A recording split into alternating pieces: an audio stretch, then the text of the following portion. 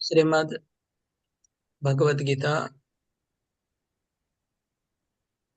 सप्तम अध्याय श्लोक नंबर, कौन सा श्लोक आरंभ हो रहा है? 16 नंबर तो 16। हरे कृष्ण। श्लोक नंबर 15 में हमने चर्चा किया कि जो 4 प्रकार के लोग हैं जो भगवान की भक्ति में नहीं आते, उनको दुष्कृति कहा गया। तो एक प्रश्न है, देखेंगे दुष्कृति और सुकृति का अंतर क्या है। आप पहले ये 15 से 20 तक क्या क्या प्रश्न है थोड़ा पढ़ के सुनाइए। श्लोक नंबर 15 और 20 के बीच में कोई प्रश्न है तो पढ़ के एक दिन पढ़िए। क्या प्रश्न है?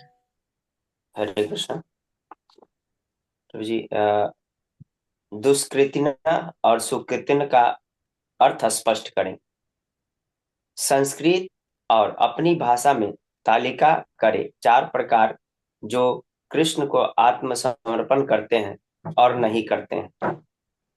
उन 4 प्रकार के लोगों का वर्णन करें जो परमात्मा के सामने आत्मसमर्पण नहीं करते हैं। श्लोक वो आगे हो जा रहा है प्रभु जी, 20 से पहले हो गया प्रभु जी।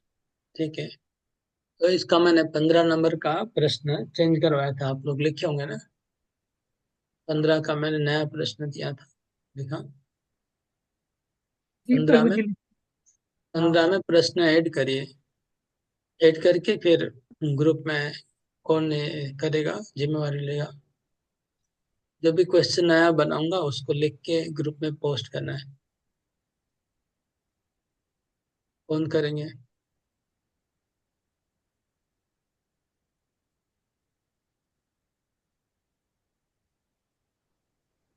प्रश्न लिखने का कौन कर रहा है सर? लिखना, शेयर करना।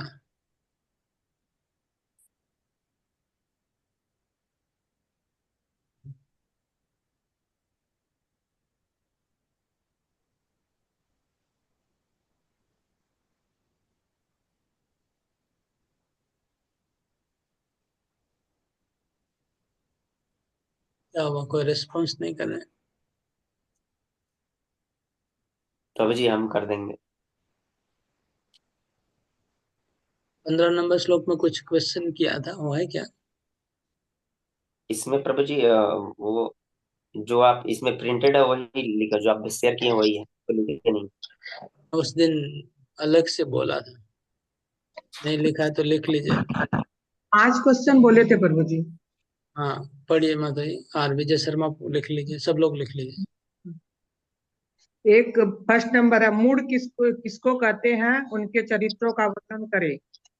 हाँ, गधा गधा उदाहरण के साथ, का उदाहरण उदाहरण दीजिए। के साथ, उदाहरण के साथ। 2 नंबर। नराधम श्रेणी का वर्णन करें। राइट। 3 नंबर, माया हस्त प्रहत ज्ञान की किसको कहा जाता है। राइट। 4 नंबर, आसुरी भाव भावित के कुछ गुणावली लिखिए। राइट, ठीक है। 5 नंबर, कौन कितना खराब है और कौन किसको प्रचार कर सकता है, बताएं। राइट। तो इसको लिख के आप ग्रुप में पोस्ट कर दीजिएगा विजय शर्मा को, ठीक है। ये 15 नंबर में रहेगा क्या? 15 नंबर। ये 5 क्वेश्चन रहेगा। 5 क्वेश्चन। ठीक है। जो क्वेश्चन 15 नंबर से हुआ, पिछली बार भी मैंने बोला था, लेकिन आप लोग वही, इसका मतलब थोड़ा लिखते हैं प्रभु जी, हम ख्याल नहीं करते। मैं तो लिखे तो है लेकिन अभी भूल गा रहे हैं, बार बार पूछ रहा हूँ तभी भी याद नहीं आ रहा। मेरे को याद है।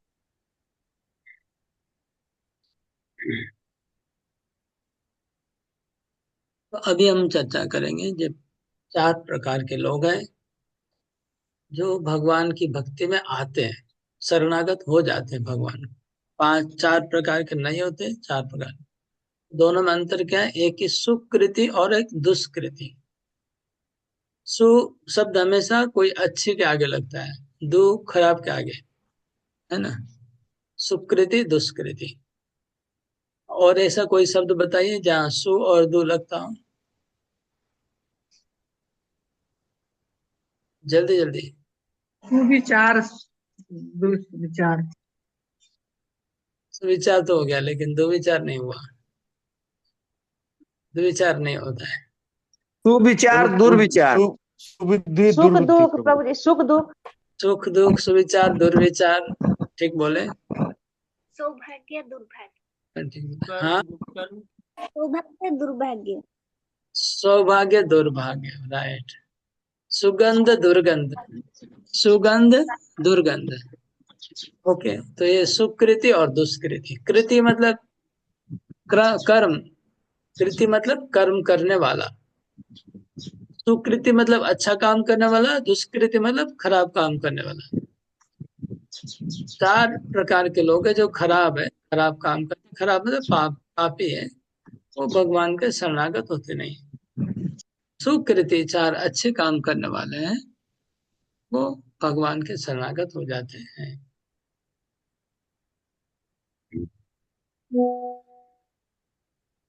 और सुकृति से भक्ति मिलता है, सुकृति करने से भक्ति प्राप्त होती है। ये भी हमारा सिद्धांत होता है वैष्णव का।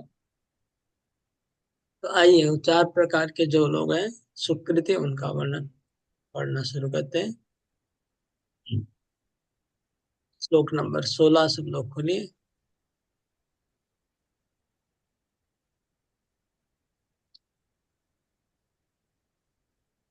मैं मेरा हिंदी बुक खोल लेता हूँ।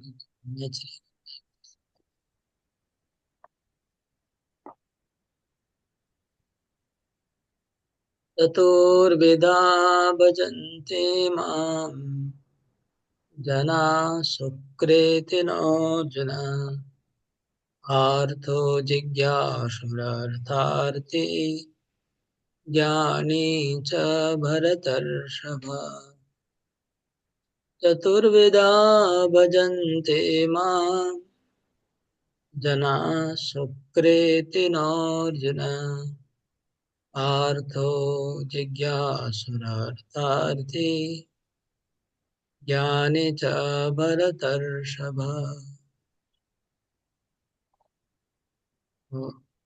अनुवाद पढ़िए। हाँ, विजय शर्मा को। हरे कृष्ण। हे भरत श्रेष्ठ, चार प्रकार के पुण्यात्मा मेरी सेवा करते हैं, आर्त, जिज्ञासु, अर्थार्थी तथा ज्ञानी। तात्पर्य पढ़े जी। ओके, हाँ पढ़िए तात्पर्य। तात्पर्य, दुष्कृति के सर्वथा विपरीत ऐसे लोग हैं जो शास्त्रीय विधि विधानों का दृढ़ता से पालन करते हैं और ये सुकृति कहलाते हैं। अर्थात ये वे लोग हैं जो शास्त्रीय विधि विधानों, नैतिक तथा सामाजिक नियमों को मानते हैं और परमेश्वर के प्रति न्यूनाधिक भक्ति करते हैं। इन लोगों की चार श्रेणियां हैं। वे जो पीड़ित है, वे जिन्हें धन की आवश्यकता है, वे जिन्हें जिज्ञासा है और वे जिन्हें परम सत्य का ज्ञान है। ये सारे लोग विभिन्न परिस्थितियों में परमेश्वर की भक्ति करते रहते हैं। ये शुद्ध भक्त नहीं है, क्योंकि ये भक्ति के बदले कुछ महत्वाकांक्षाओं की पूर्ति करना चाहते हैं। शुद्ध भक्ति निष्काम होती है और उसमें किसी लाभ की आकांक्षा नहीं रहती। भक्ति रसामृत सिंधु में 1.11 शुद्ध भक्ति की परिभाषा इस प्रकार की गई है। अन्न अभिलाषिता शून्यम ज्ञान कर्म अनावृत्तम अनुकूलेन कृष्ण अनुशीलनम भक्तिर उत्तमा। मनुष्य को चाहिए कि परमेश्वर कृष्ण की दिव्य प्रेमा भक्ति किसी सकाम कर्म अथवा मनोधर्म द्वारा भौतिक लाभ की इच्छा से रहित होकर करे। यही शुद्ध भक्ति कहलाती है। ओके, ठीक है। तो चार प्रकार के लोग जो भगवान के पास आते हैं, तो देवता और असुर में डिफरेंस यही है। देवता लोग को जब कोई प्रॉब्लम आता है तो सीधा भगवान के पास दौड़ के भाग के जाते हैं, और असुर लोग को जब कोई प्रॉब्लम आता है तो भगवान के पास जाते नहीं। वो लोग वो लोग कितना भी प्रॉब्लम आए भगवान के पास नहीं जाते हैं, पहले तो अपना ही प्रयास करते हैं बचने का।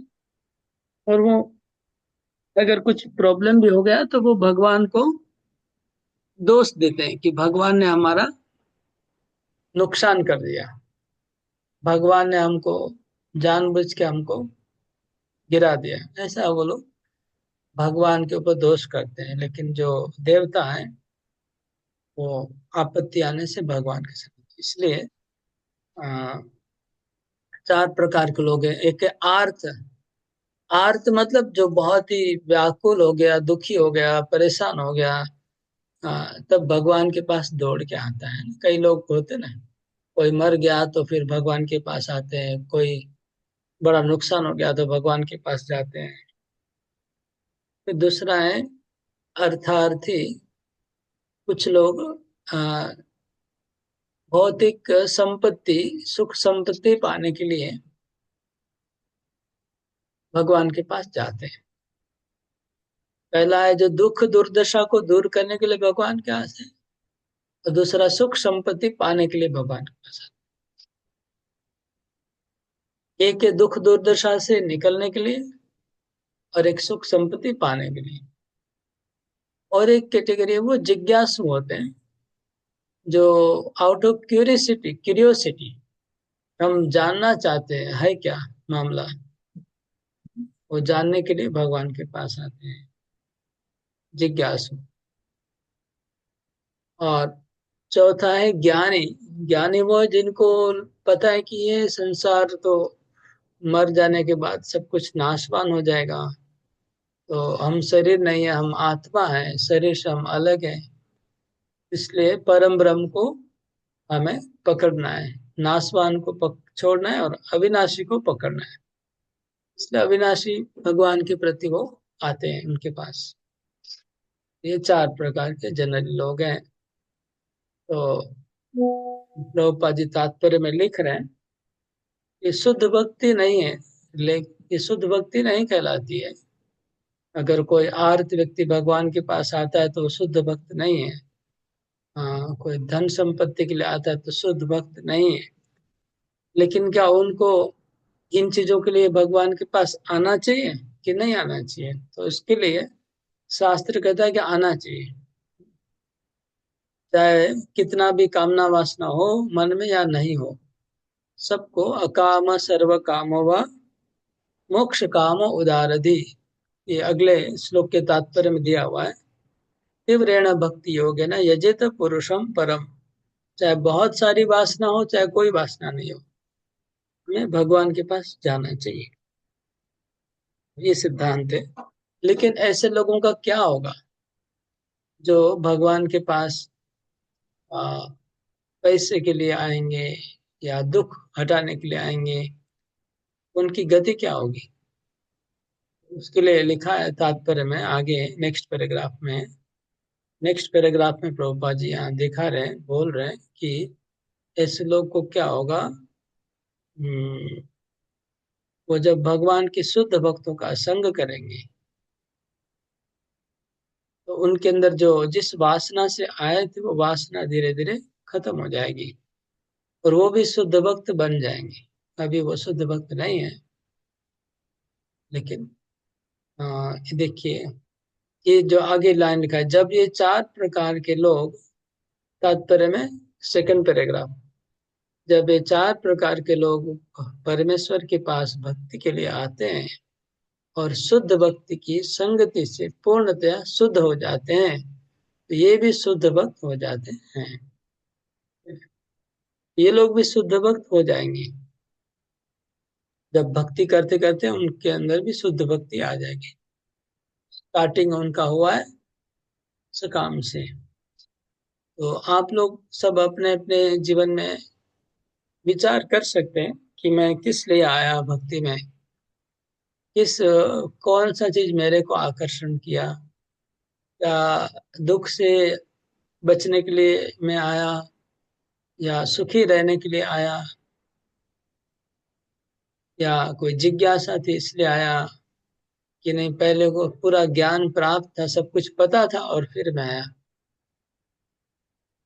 ये अलग अलग कारण हो सकते हैं सबके आने के। लेकिन जो भी कारण रहा हो, हमारे शुद्ध भक्त नहीं थे हम लोग भक्ति में आने के पहले। जरूर हमारे अंदर अशुद्धि थी सबके अंदर, लेकिन भक्ति करते करते वो वासनाएं और वो अशुद्धियां दूर होगी और तब शुद्ध भक्ति प्राप्त हो जाएगी।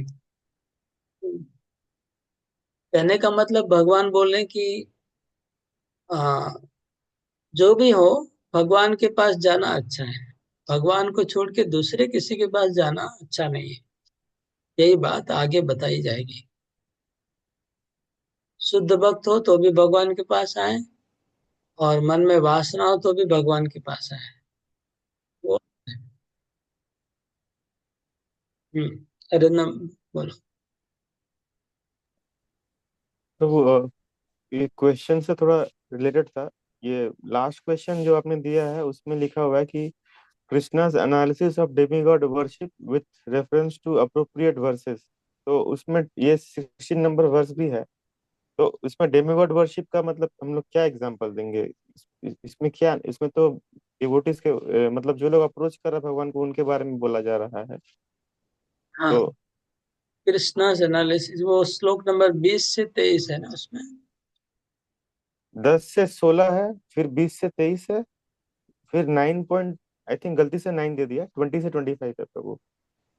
ओके, और 9, 25, 26, हाँ वो भी है। हाँ वो पूरा 3 अध्याय का हम लोग अभी वो क्वेश्चन का हम लोग आंसर देंगे, खाली 20 से 23 मैं अलग से क्वेश्चन बना दूंगा उसका।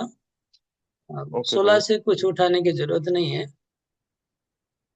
16 से उठाने की जरूरत नहीं, 20 से 23 में इसको लेंगे एक क्वेश्चन को। हाँ, 16 से इसका रिलेशन हाँ नहीं डालने से चलेगा।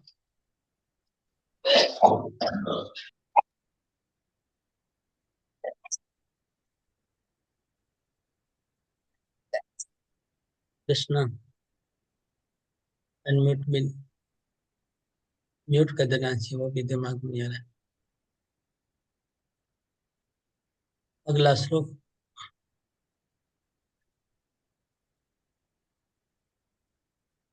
तेषां ज्ञाने नित्ययुक्त एक भक्तिर्विशिष्यते यो ज्ञानिनोत्यर्थम् अहम स च मम प्रिय। तो भगवान बोल रहे हैं कि ये 4 प्रकार के जो लोग हैं उसमें से ज्ञानी श्रेष्ठ है। 4 में से जो ज्ञानी था वो श्रेष्ठ है। और क्यों श्रेष्ठ है? क्योंकि मैं उनको बहुत प्रिय हूँ और वो भी मुझे प्रिय है, इसलिए ज्ञानी श्रेष्ठ है।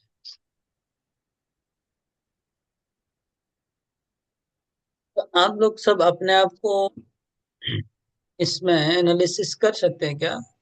आप लोग का भक्ति में आने का या दुख से निवृत्ति के लिए आए थे, या सुख प्राप्ति के लिए, या जिज्ञासा के लिए आए, या फिर हम्म, ज्ञान था कि मैं आत्मा हूं, मैं शरीर नहीं हूँ, भौतिक संसार नाशवान है, इसलिए भक्ति करके हमको चले जाना है, ये ज्ञान था इसलिए आए। अगर एनालिसिस करते वह मिक्स है या क्लैरिटी नहीं है, अननोन, तो चैट बॉक्स में लिखेंगे। अगर दुख से दुख निवृत्ति के लिए तो डी लिखिए, सुख से आने से एस लिखिए, जिज्ञासा होगा तो जे लिखिए, और ज्ञान होने से जे लिखिए, और अननोन होगा तो यू लिखिए। ठीक है ना? फर्स्ट लेटर लिख दीजिए।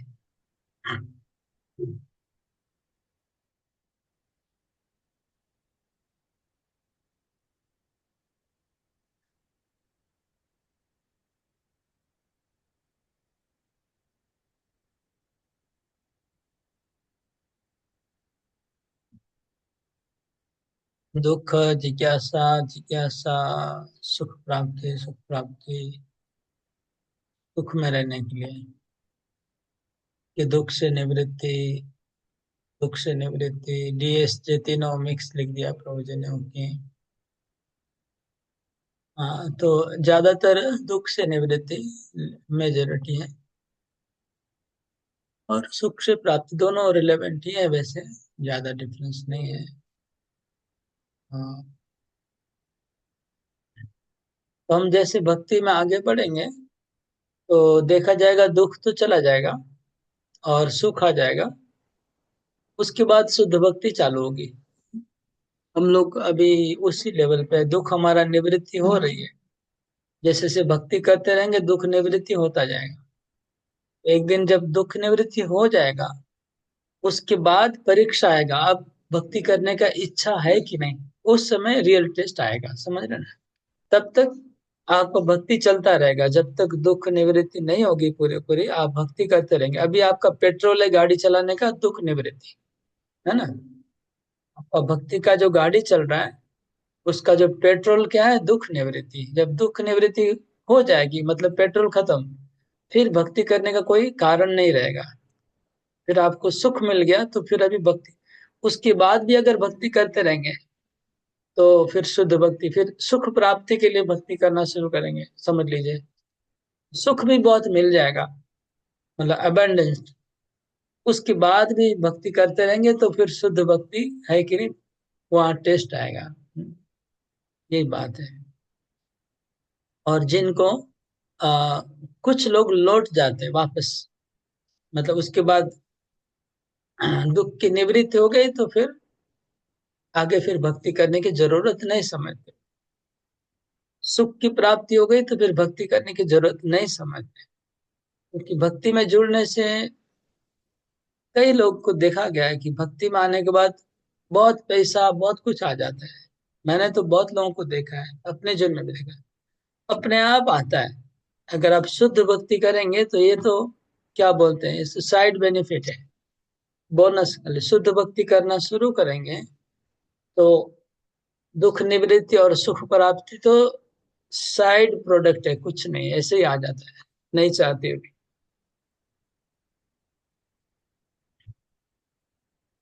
ओके, अगला। तो इस श्लोक में भगवान कहते हैं कि ज्ञानी मेरे को प्रिय है। क्यों ज्ञानी प्रिय है, उसका कारण क्या है? तो कारण बहुत सिंपल है, मैं सिंपल लैंग्वेज में बताता हूँ। क्योंकि मैं भगवान के पास जा रहा हूँ, ठीक है।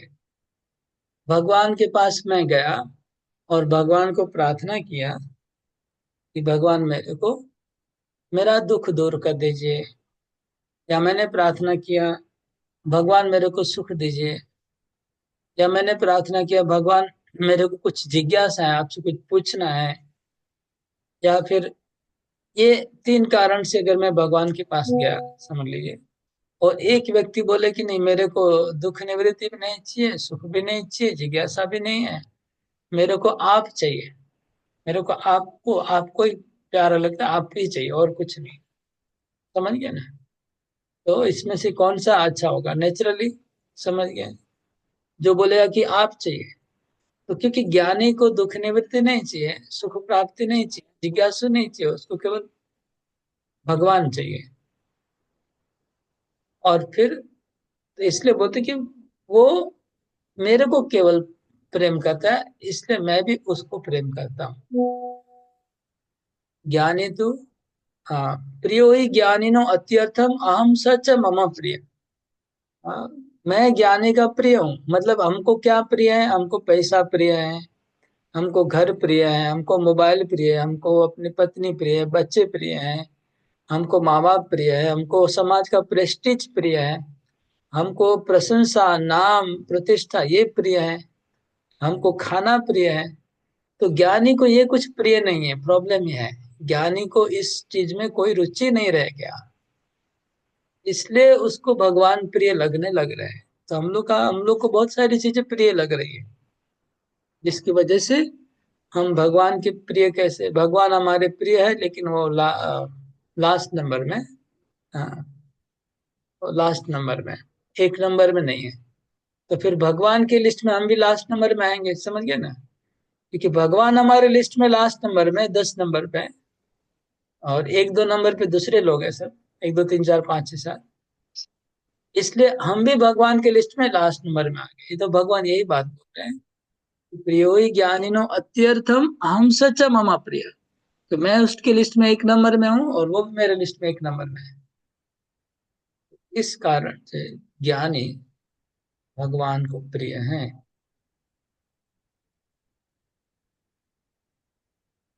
अगला श्लोक। उदारा सर्व एवेते ज्ञाने त्वात्मैव मे मतम् आस्थित हि युक्तात्मा मामेवानुत्तमां गतिम्। अनुवाद पढ़ो अरिंदम।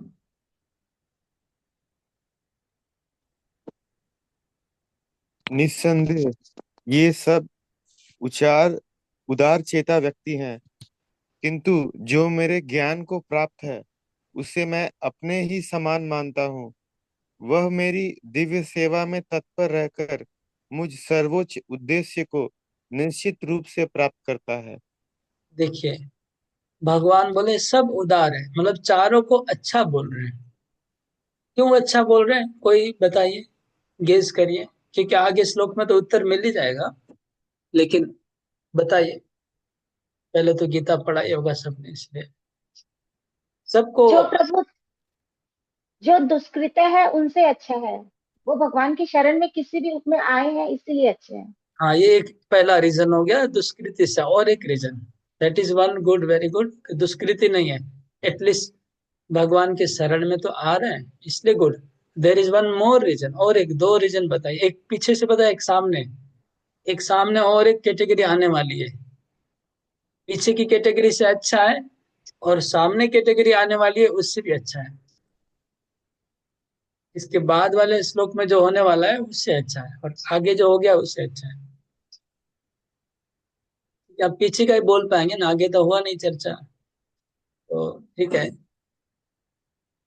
अगले श्लोक में क्या होगा? 20 नंबर श्लोक कुछ में। बुद्धिमान है इसलिए, कुछ तो बुद्धिमान है। नहीं नहीं नहीं नहीं नहीं, वो नहीं। ठीक है, वो दूसरे देवता के पास नहीं जा रहा है, जब अगले श्लोक में आएगा कि कई लोग अपनी इच्छा पूर्ति के लिए देवताओं के पास जाते हैं, है ना? वही इच्छा तो देवता भी पूर्ण कर सकते हैं, तो मेरे पास क्यों आया? इसलिए अच्छा है। ठीक है, तो ये उदार अच्छा दो प्रकार से बताया गया। पहला रीजन है जो आपने बताया कि दुष्कृति वालों से अच्छा है, एटलीस्ट शरणागत हो रहा है, आ रहा है भगवान के पास। दूसरा रीजन है, और किसी देवी देवता के चक्कर में नहीं पड़ के डायरेक्ट भगवान के पास अगर आता है तो उससे भी बेटर है।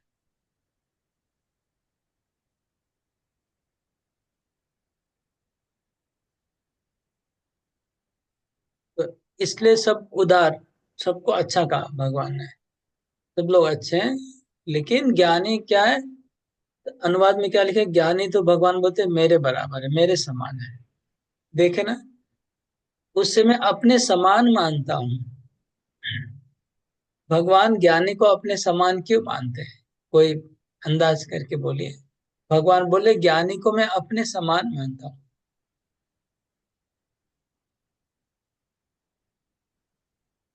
बहुत हरे बड़ा कृष्ण बात प्रभु। बोलिए ना। हाँ, हरे कृष्ण प्रभु जी।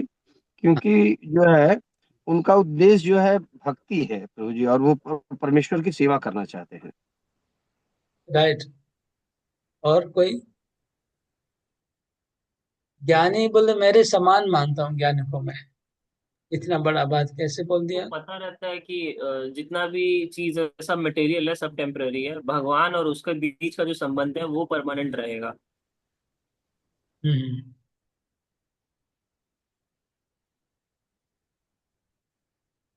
भगवान अपने समान ज्ञानी को इसलिए बोल रहे हैं कि ज्ञानी को भौतिक जगत से कुछ नहीं चाहिए। इस पूरे भौतिक जगत से वो डिटाच्ड है, भौतिक जगत से पूरे अलग है, डिटाच्ड है। भौतिक जगत से वो उससे कोई लेना देना नहीं है, कुछ चाहिए नहीं भौतिक जगत से। तो भौतिक जगत में अगर वो रहेगा भी तो भगवान को पता है कि ये वो ज्ञानी का रहना भगवान के रहने के बराबर है। मतलब ये बहुत ऊंचे ज्ञानी की बात हो रही है, ऑर्डिनरी ज्ञानी की नहीं, बहुत उच्च स्तर की ज्ञानी जिसको भगवान अपने बराबर बता रहे।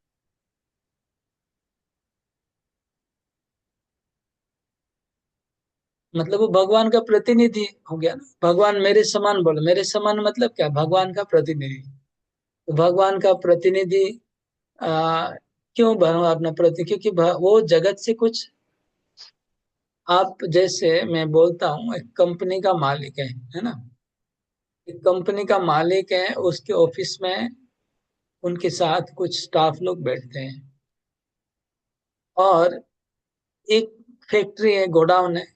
तो फैक्ट्री में कंपनी का मालिक जब जाता है अपने ऑफिस के बहुत ही करीब के लोगों को साथ में ले जाता है जो उनके बहुत क्लोज है।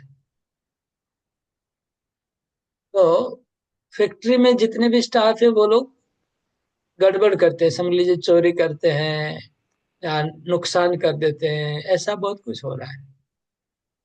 लेकिन ये जो ऑफिस का अपने स्टाफ को ले जाते हैं और वो उनको बोलते हैं कि ये ये मेरे बराबर ही है, ऐसे जाके बोलेंगे। मेरा मेरा इधर उपस्थिति और इसका उपस्थिति दोनों आप लोग एक तरह से देखना, ऐसा समझना कि मैं ही हूँ, ऐसे बोलेगा। क्यों बोलेगा, क्योंकि वो जितना मालिक फैक्ट्री को कदर करता है उतना वो भी करता है ना। मालिक जितना फैक्ट्री को अपना मानेगा और फैक्ट्री से कोई नुकसान नहीं जाएगा, उस उतना ही 100% उससे ज्यादा वो सावधान रहता है कि फैक्ट्री में कोई नुकसान नहीं हो और फैक्ट्री में मालिक को पूरा फायदा हो, और उसमें कोई भी घूस व लालच व चोरी कुछ उसके अंदर नहीं है। तो मालिक क्या सोचता है कि वो उधर है फैक्ट्री में, मतलब मैं ही हूँ, मेरे बराबर है। समझ गया क्या, पॉइंट समझ में आया कि नहीं। एग्जाम्पल आप लोग हाँ प्रभु। हाँ बिजनेस प्रभु। बिजनेस का एग्जाम्पल देने से इजीली समझ पाएंगे। जब बताया मैं, सब लोग जुड़े हुए हैं। तो भगवान जो कोई ज्ञान है इस संसार में, तो भगवान को पता है कि वो संसार से कुछ लेने वाला नहीं है। समझिए, पहले तो ये भगवान को भरोसा है कि ज्ञानी इस संसार से कुछ भी लेगा नहीं, संसार में किसी का नुकसान नहीं करेगा, वो ये भगवान को पता है। और कुछ भी करेगा तो भगवान का अच्छा हो ये सोच के करेगा। जो ये इस फैक्ट्री को भगवान ने जिस उद्देश्य से खोला है, संसार का फैक्ट्री भगवान ने जिस कारण से खोला है, ज्ञानी करेगा उसी उद्देश्य को पूरा करने का कोशिश करेगा, है कि नहीं। ज्ञानी क्या करेगा, वो देखेगा कि भगवान ने संसार को क्यों बनाया, जिस लिए बनाया है, भौतिक बद्ध जीवों को संसार से मुक्त करने के लिए बनाया गया। तो ज्ञानी को ये जब पता है, इसलिए वो उसी उद्देश्य में भगवान को सहायता करेगा। तो ऐसा व्यक्ति को भगवान बोले कि ज्ञानी मेरे समान है, ज्ञानी मेरे समान है। अच्छा, इसमें मेरा प्रश्न है, इसमें कौन से ज्ञानी की बात भगवान कर रहे हैं। क्या ज्ञानी तो बहुत प्रकार के, एक तो ब्रह्म की उपासना करने वाला ज्ञानी है, और एक परमात्मा की उपासना करने वाला ज्ञानी है, और एक भगवान की भक्ति करने वाला ज्ञानी है। तो भगवान जो बोलते कि ज्ञानी मेरे समान है, या ज्ञानी चारों में से श्रेष्ठ है, तो कौन सा ज्ञानी इस चारों में से श्रेष्ठ है। हाँ, ये मेरा प्रश्न है। जो कृष्ण की शुद्ध भक्ति करता है, हरे कृष्ण कोई। और कोई, किसी को और कुछ बोलना है। नहीं प्रभु जी, यही होगा।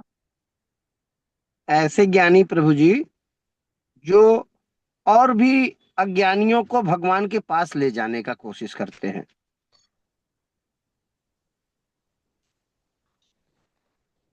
मेरा सवाल है कि ब्रह्म ज्ञानी या परमात्मा ज्ञानी या भगवान का ज्ञानी, तीनों में से किसको भगवान यहाँ पर ज्ञानी बता रहे हैं, किसको बोल रहे हैं कि मेरे समान है। तो भगवान का ज्ञानी।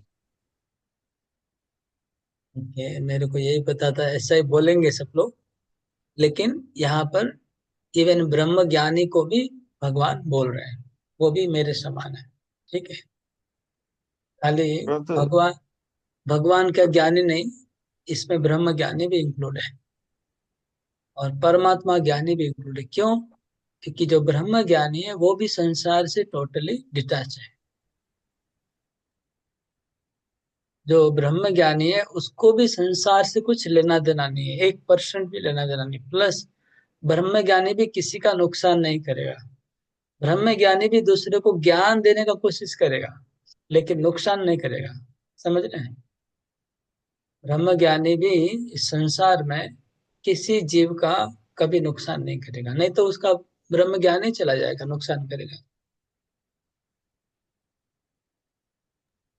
परंतु भगवान को तो प्रभु पूर्ण रूप से जान नहीं पाए ना प्रभु, दोनों जन परमात्मा के स्तर पर जो लोग हैं और जो ब्रह्म ज्ञानी है, भगवान को तो अभी तक वो लोग जान नहीं पाए हैं पूर्ण रूप से। तो ये तो क्राइटेरिया नहीं है ना। भगवान को पूर्ण रूप से जानना is not a criteria to become भगवान के बराबर बनने के लिए, कि भगवान को कोई जान ही नहीं सकता है। हकीकत में देखा जाए तो भगवान को पूर्ण रूप से कोई कभी नहीं जान सकता, कि भगवान तो अनंत है।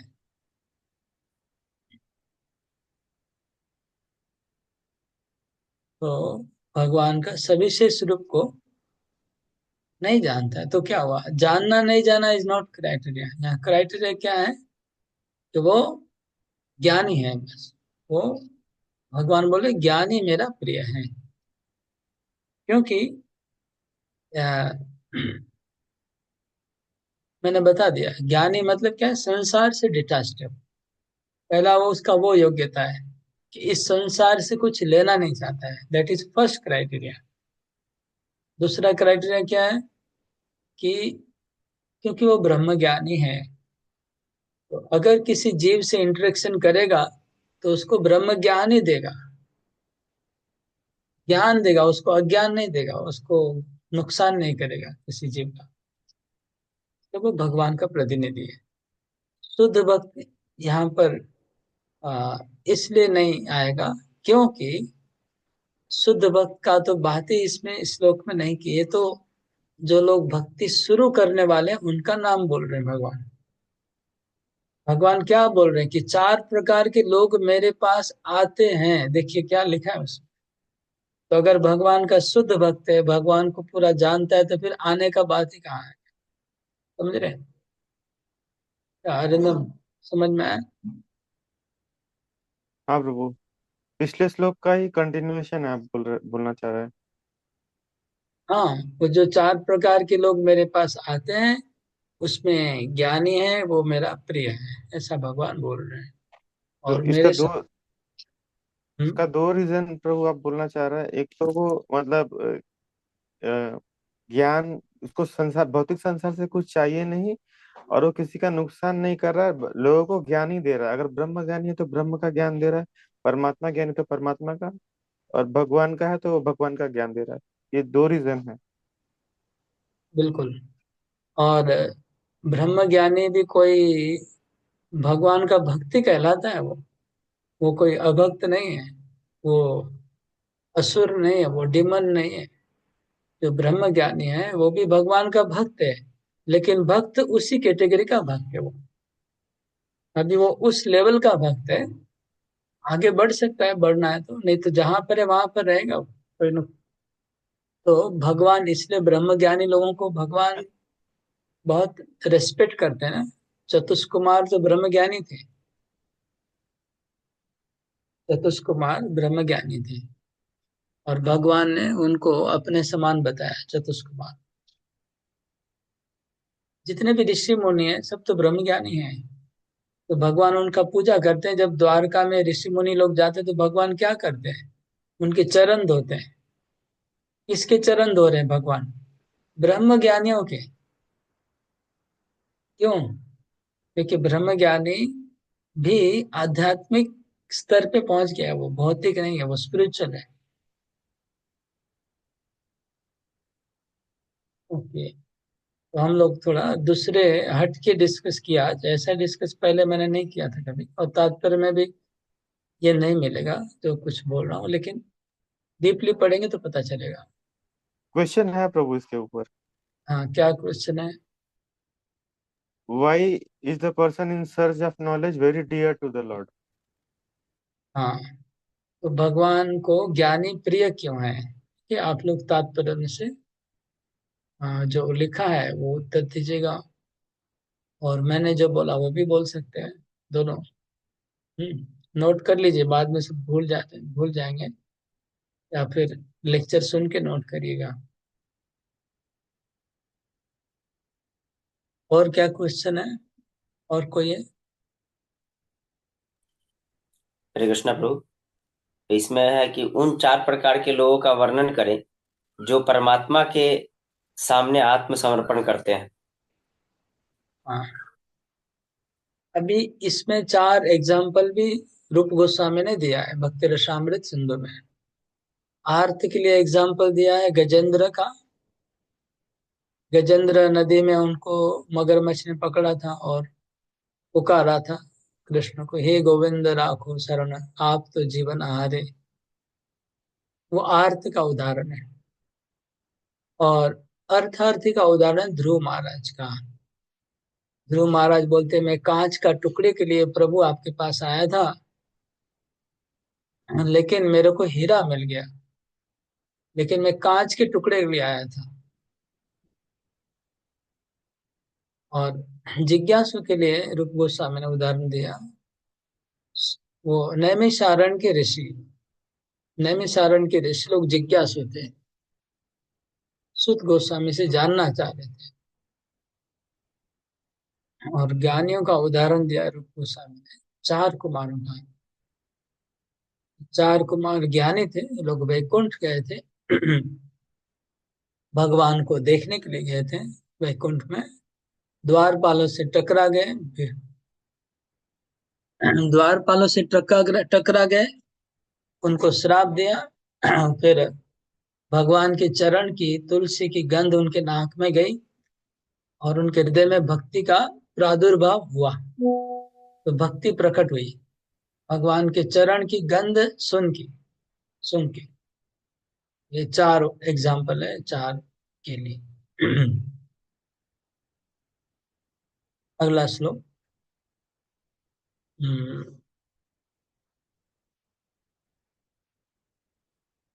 बहूनां जन्मनामन्ते ज्ञानवान् मां प्रपद्यते, वासुदेव सर्वमिति स महात्मा सुदुर्लभ। अनुवाद पढ़िए।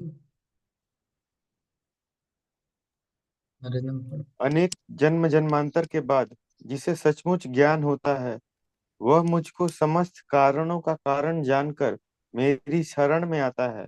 ऐसा महात्मा अत्यंत दुर्लभ होता है।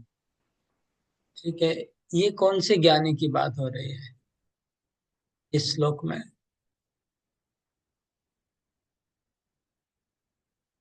कोई गेस करके बताइए।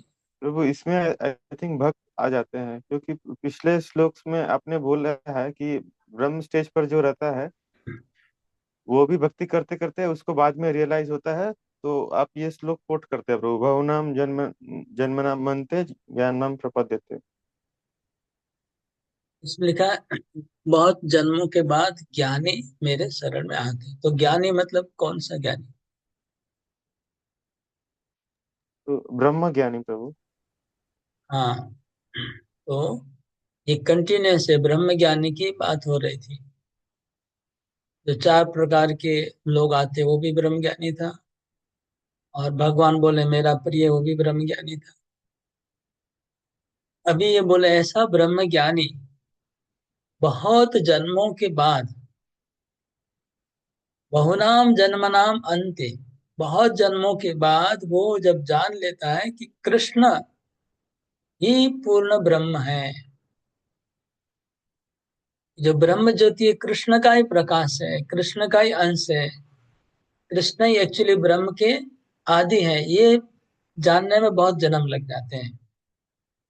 तब वो पूर्ण शरणागत हो जाता है भगवान का, तब भक्त बनता है। ये तुम्हारा ये पूरा इस श्लोक से पूरा कंफर्म हो गया कि वो जो ज्ञानी की बात हो रही थी वो ब्रह्म ज्ञानी की बात हो रही थी, मतलब ब्रह्म ज्ञानी इंक्लूड था उसमें। क्योंकि शुद्ध भक्त को बहुत जन्म क्यों लगेगा, क्योंकि गीता में खुद ही भगवान बोल रहे हैं कई बार कि माम वेत्य पुनर्जन्म दुखालयम शाश्वतम। उसके बाद मनमना भव में बोलते हैं कि मामे वे सत्यम तो प्रतिजाने प्रियोषि में, तुम मेरे धाम आ जाओगे, मैं सत्य प्रतिज्ञा करता हूँ।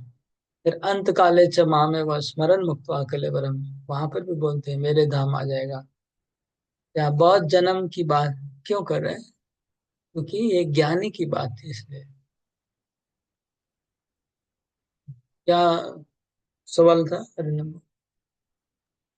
तो चार प्रकार के जो लोग हैं प्रभु, उसमें ज्ञानी के साथ बाकी लोग भी तो है प्रभु, जो सिर्फ दुख के कारण आते हैं, ब्रह्म ज्ञान नहीं हुआ रहता है, ये लोग भी तो उस कैटेगरी में हो सकते हैं। कौन सी कैटेगरी में? मतलब ब्रह्म ज्ञानी नहीं है फिर भी वो उनको कुछ चाहिए, धन चाहिए या फिर कुछ उनको ज्ञान चाहिए, जिज्ञासा है, ये वाले लोग उस कैटेगरी में नहीं है क्या, ये मेरा प्रश्न है प्रभु। कौन ब्रह्म सी ज्ञानी तो आप बोले चार किसमें कैटेगरी अभी बताए। किसमें नहीं है वो लोग? अभी आपने बोला ना प्रभु, हमारा जो चर्चा हो रहा है पिछले 2-3 श्लोकों से, वो ब्रह्म ज्ञानी है, जो ज्ञानी है उसके लिए हो रहा है। हम्म। तो ये ज्ञानी में भी चार कैटेगरी हो गए, वो ब्रह्म ज्ञानी है पर उसको मतलब ज्ञान चाहिए या फिर धन चाहिए या फिर दुख के कारण आ रहा है। नहीं नहीं, तो ज्ञानी में चार कैटेगरी थोड़ी है। ज्ञानी तो एक कैटेगरी हो गया चार में से। अच्छा। भगवान ने श्लोक को देखो ना, हम खाली बातों से थोड़ी होगा। श्लोक में क्या लिखा है? आर्तो अर्थार्थी जिज्ञासु ज्ञानी। हाँ। तो भगवान ने तो चारों को ज्ञानी नहीं बताया ना। अंत में ज्ञानी बोला, हाँ। हाँ, ज्ञानी भी एक कैटेगरी बताया है भगवान ने। चारों फिर को ज्ञानी ज्ञानी नहीं बताया ना। ज्ञानी बताने अगर चार ज्ञानी होते तो वहाँ व्याकरण के हिसाब से ज्ञानी शब्द का स्पेलिंग चेंज हो जाएगा। कि ज्ञानी तो सिंगुलर है, प्लूरल नहीं है वहां पर। वो जो श्लोक है उसमें बोला आर तो सिंगल हो गया, हम्म। जिज्ञासु सिंगल हो गया, अर्थार्थी सिंगल, ज्ञानी सिंगल। हम्म। अगर चारों ज्ञानी होते तो वहां ज्ञानी शब्द नहीं आता, दूसरा शब्द आता। और फिर आगे बढ़ के श्लोकों में सिर्फ ज्ञानी के ऊपर ही चर्चा हो रहा है, बाकी सबको छोड़ दिया गया है। तो आगे हर श्लोक में ज्ञानी शब्द आया हुआ है, जैसे इस श्लोक में हाँ। भी लिखा है ज्ञानी ज्ञानवान माम प्रपद्यते। हाँ, तीनों में आया ज्ञानी प्रभु इसके हाँ, बाद। तो भगवान तुरंत दूसरे श्लोक में बोल दिए कि ये तीनों में से ज्ञानी श्रेष्ठ है। ठीक है। 16 में चार प्रकार के लोग, 17 में क्या बोले? चारों में से ज्ञानी श्रेष्ठ हैं और ज्ञानी मेरे को प्रिय, मैं उनको प्रिय हूँ। फिर 18 में भी ज्ञानी की बात करके बोले कि ज्ञानी सब लोग उदार है। फिर उन्होंने दूसरों को कम भगवान ने लिया ना दूसरे श्लोक में, सब लोग उदार है लेकिन फिर भी ज्ञानी मेरा श्रेष्ठ है। फिर 19 में अभी क्या बोल रहे हैं कि आ, जो ज्ञानी है उसको बहुत जन्मों के बाद वो मेरे शरणागत हो जाता है। मतलब इसका अर्थ ये हुआ कि बाकी लोगों को भी अपना अनर्थ से मुक्त होकर के ऊपर बढ़ना पड़ेगा। तो ज्ञानी क्यों श्रेष्ठ है, इसका तात्पर्य में प्रभुपाद जी बता रहे हैं कि जो अर्थार्थी है, तो मैं पॉइंट बोलना भूल गया, आप लोग नोट कर लीजिए, वो उत्तर में आएगा। ज्ञानी क्यों श्रेष्ठ है? क्योंकि अर्थार्थी को अर्थ मिल जाएगा तो वो भक्ति छोड़ के वापस जा सकता है। और दुख निवृत्ति वाले का जब दुख निवृत्ति हो जाएगा वो फिर भक्ति छोड़ सकता है।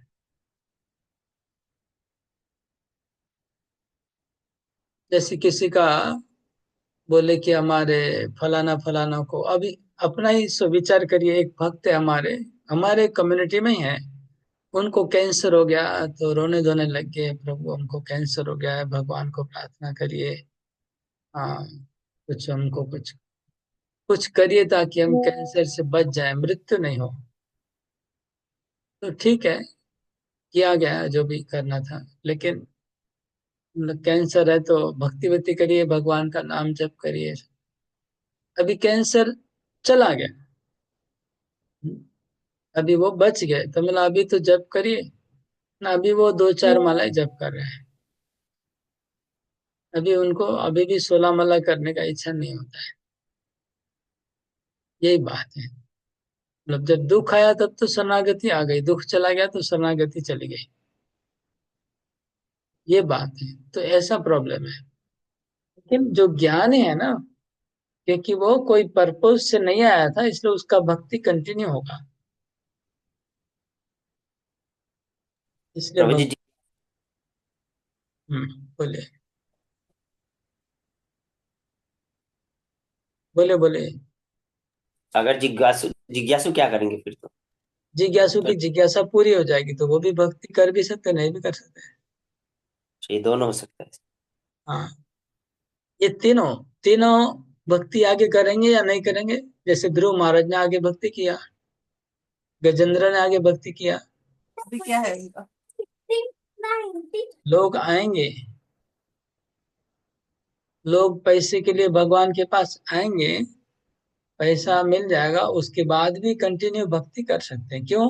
क्योंकि जब शुद्ध भक्तों की संगति होगी तो उनको पता चलेगा कि पैसे से ज्यादा इंपॉर्टेंट दूसरा कुछ और है, तब वो भक्ति कंटिन्यू करेंगे। जब उनका दुख निवृत्ति हो जाएगा तो भक्तों का संग करेंगे, तो फिर भक्ति कंटिन्यू करेंगे।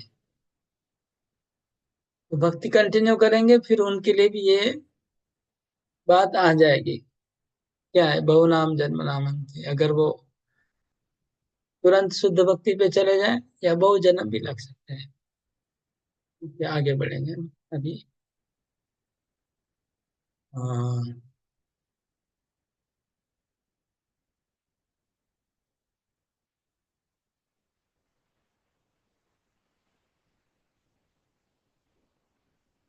अब श्लोक नंबर 20 से 23 उनका वर्णन है। जो लोग ये, इनको भी ये प्रॉब्लम है, उनको भी दुख निवृत्ति चाहिए या सुख चाहिए, लेकिन ये लोग जाते हैं देवताओं के पास, भगवान के पास नहीं आते हैं। उनके बारे में आ गया है श्लोक नंबर 20। कामैस्ते स्ते हृतज्ञाना प्रपद्यन्ते अन्यदेवता तं तं नियममास्थाय प्रकृत्या नियता स्वया। कामैस्ते स्ते हृतज्ञाना प्रपद्यन्ते अन्यदेवता तं तं नियममास्थाय प्रकृत्या नियता स्वया। अनुवाद करो। जिनकी बुद्धि भौतिक इच्छाओं द्वारा मारी गई है, वे देवताओं की शरण में जाते हैं और वे अपने अपने स्वभाव के अनुसार पूजा के विशेष विधि विधानों का पालन करते हैं। तो ये अभी सब लोग नोट करिएगा, क्योंकि इसके ऊपर प्रश्न होगा। प्रश्न है नहीं, हमको बनाना है प्रश्न। ये देवताओं की पूजा के बारे में है भगवान प्रभु ने प्रश्न। भगवान ने क्या कहा है उसका वर्णन करिए। 20 से 23 से क्या क्या भगवान ने कहा है और उनका वर्णन करिए। तो आ, इसमें पहला क्या है, कामस्तेस्त हृत ज्ञान, उनकी बुद्धि मारी गई है। समझ गए ना? क्या है पहला प्रॉब्लम, क्या है, जो देवताओं के पास जाते हैं कामनाओं से उनकी बुद्धि मारी गई है। तो देवताओं के पास जाने वाली का पहला कारण, पहला क्या क्वालिटी है, बुद्धि मारी गई है। हृत ज्ञान, उनका ज्ञान अपहरण हो गया है। और दूसरा लक्षण क्या है उनका, कि वो भगवान की जो जिस देवता की पूजा करते अपने स्वभाव के अनुसार, स्वभाव के अनुसार मतलब अगर रजोगुणी है तो रजोगुणी देवता के पास जाएगा, तमोगुणी है तो तामसिक देवता के पास जाएगा। उसका जैसा स्वभाव है वैसे ही देवता के पास जाएगा। जैसे आप सोचिए, अगर कोई मिस्त्री होगा तो वो विश्वकर्मा के पास ही जाएगा, इंजीनियर होगा, मिस्त्री होगा।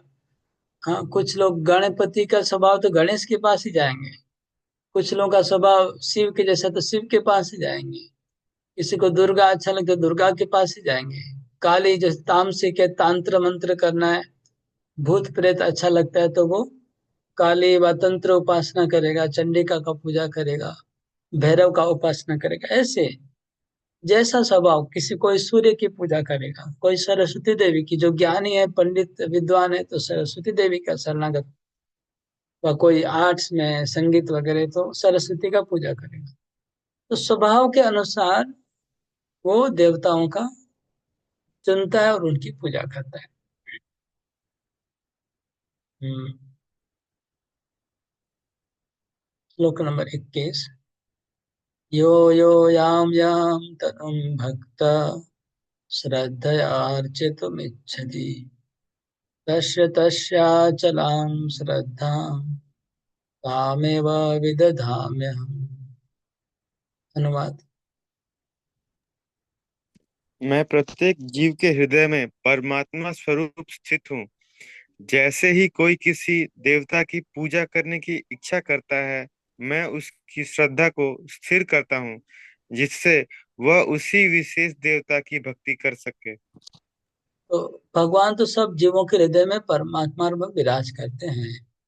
अगर कोई जीव को कोई कामना वासना के लिए किसी देवता के पास जाते हैं तो परमात्मा हृदय से ब्रेक लगाएंगे कि नहीं लगाएंगे? परमात्मा तो हृदय में है, तो ब्रेक लगा सकते हैं ना?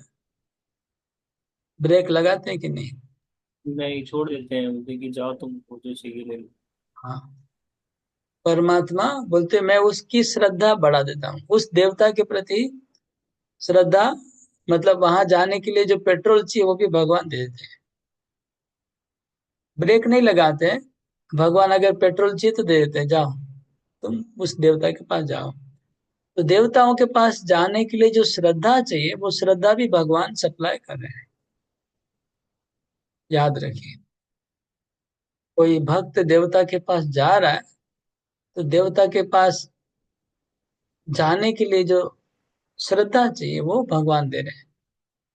यो यो याम याम तनुम भक्त श्रद्धया अर्चितुम इच्छति तस्य तस्य अचलाम श्रद्धाम, अचल श्रद्धा, उसके प्रति अचल निष्ठा भगवान, अटल निष्ठा भी भगवान देते हैं। अचल निष्ठा चाहिए वो भी भगवान देते हैं।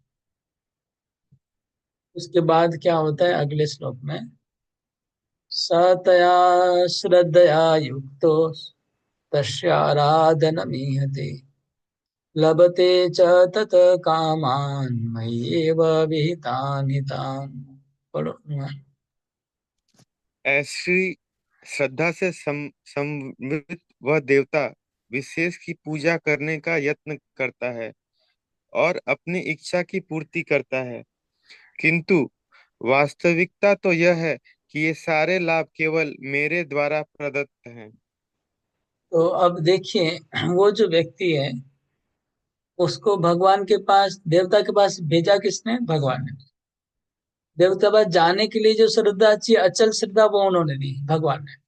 अब वो देवता की जो पूजा करता है, पूजा के लिए क्या चाहिए? श्रद्धा चाहिए। तो पूजा करने के लिए श्रद्धा भी भगवान ने दिया, मतलब भगवान के द्वारा दी हुई श्रद्धा से वो देवता की पूजा करता है। और देवता लोग जो उनको फल देते हैं वो भी भगवान से आ रहा है। भगवान बोले कि मेरा ही दिया हुआ फल, मेरे द्वारा ही वित्त फल वो देवता के द्वारा प्राप्त होता है। समझ गए? तो यहाँ तो आ, देवता जो फल दे रहे हैं वो भी भगवान के द्वारा दिया हुआ है, और जो देवता की पूजा करने आ रहा है उसका पूजा का जो सामग्री है, हाँ, नारियल है, वो नारियल तो श्रद्धा का प्रतीक है। तो वो जो नारियल है वो भी भगवान ने दिया, और देवता ने जो उसका बदला दिया वो भी भगवान ने दिया। और बीच में ये लोग आपस में सेटिंग करके ये सोचते हैं कि ये मेरा बड़ा भक्त है, और ये सोचते हैं कि मेरे देवता बहुत अच्छे हैं। समझ गए कि नहीं? देवता सोच रहे कि मेरा बड़ा भक्त है, मेरे को बहुत श्रद्धा करता है, लेकिन श्रद्धा आई कहाँ से? कृष्ण से। और ये सोचता है कि ये भगवान, ये देवता बहुत अच्छे हैं, मेरे को इतना अच्छा फल देते हैं। लेकिन फल कहाँ से आया? भगवान से। हाँ आदित्य। यस, अनम्यूट करो। तो ये एक प्रश्न है, मतलब ये कोई बहुत इम्पोर्टेंट प्रश्न नहीं है, मगर ये समझ में नहीं आता है भगवान मटेरियल पीपल्स और उनके डेमी गॉड्स के बीच में जो कनेक्शन है, इसको ऐसे बांध के क्यों छोड़ रहे हैं, मतलब इतना अच्छा बनाकर क्यों छोड़ रहे हैं, जबकि भगवान को पता है कि उसका जो कनेक्शन होना चाहिए वो भगवान से डायरेक्ट होना चाहिए। भगवान उसको जो फल प्राप्ति चाहिए वो भी दे रहे हैं, उन दोनों के बीच में श्रद्धा सब चीज बनाकर छोड़ दे रहे हैं, ऐसे भगवान क्यों कर रहे हैं? हाँ, इसका उत्तर इधर है। तुम श्लोक नंबर 21 नंबर, 21 नंबर श्लोक देखो। 20 नंबर श्लोक का फर्स्ट लाइन पढ़ो, तात्पर्य का फर्स्ट लाइन रीडिंग करो, मेरे को सुनाओ। सुन, Those first who line. are freed from all material contamination surrender no no unto no, text 21। 21 का परपोर्ट का फर्स्ट लाइन पढ़ो। God has given independence to हाँ, everyone. रेड रेड रेड पढ़ो उसको। Therefore, if a person desire to have material enjoyment and wants very sincerely to have such facility from material demigods, the Supreme Lord as as Supreme Soul in everyone's heart understand the give and gives facility to such person as the Supreme Father of all living entities. He does not interfere with their independence, but gives all facility so that they can fulfill their material desire. Some may ask why the all-powerful God gives facility to living entities for enjoying this material world, and so let them fall into the trap of the illusory energy. The answer is that if Supreme Lord as Supreme Soul does not give such facility, then there is no meaning to independence. Therefore, he minute independence. uh, therefore he gives everyone full independence, whatever one like. But his ultimate instruction we find in the Bhagavad Gita: one should give up all other engagement and fully surrender unto him. ठीक है, They will be happy. Will make man happy. अच्छा, तो तुम्हारा प्रश्न का उत्तर इसमें आया। प्रभुपाद जी बोल रहे हैं कि वन में आज दिस क्वेश्चन, कोई पूछ सकता है कि भगवान जीव को क्यों देवता के पास जाने को अलाउ कर रहे हैं, क्यों ब्रेक नहीं लगाते हैं। मैंने यही सवाल स्टार्टिंग में किया, तो उसका उत्तर है भगवान जो आत्मा का स्वतंत्रता है, माइन्यूट इंडिपेंडेंस, क्षुद्र स्वतंत्रता, उसमें हस्तक्षेप नहीं करना चाहते हैं। जीवात्मा जो करना चाहते हैं, जहां जाना चाहते हैं, भगवान उसको अलाउ करते हैं। यही उत्तर है। तो इस पॉइंट को आशा करता हूँ सब लोग समझ गए होंगे अच्छी तरह। मैं फिर भी इसको और समझाने के लिए एक ड्राइंग करता हूँ, कल मैंने किया था, वो आज भी करता हूँ।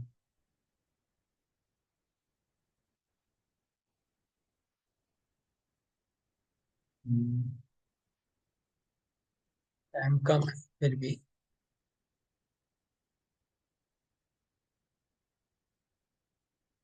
वैसे मेरे ख्याल से क्लियर तो हो ही गया। हाँ, एनीवे क्लियर हो गया पॉइंट, अभी ड्राइंग की जरूरत है। ये यहाँ पर कृष्ण है,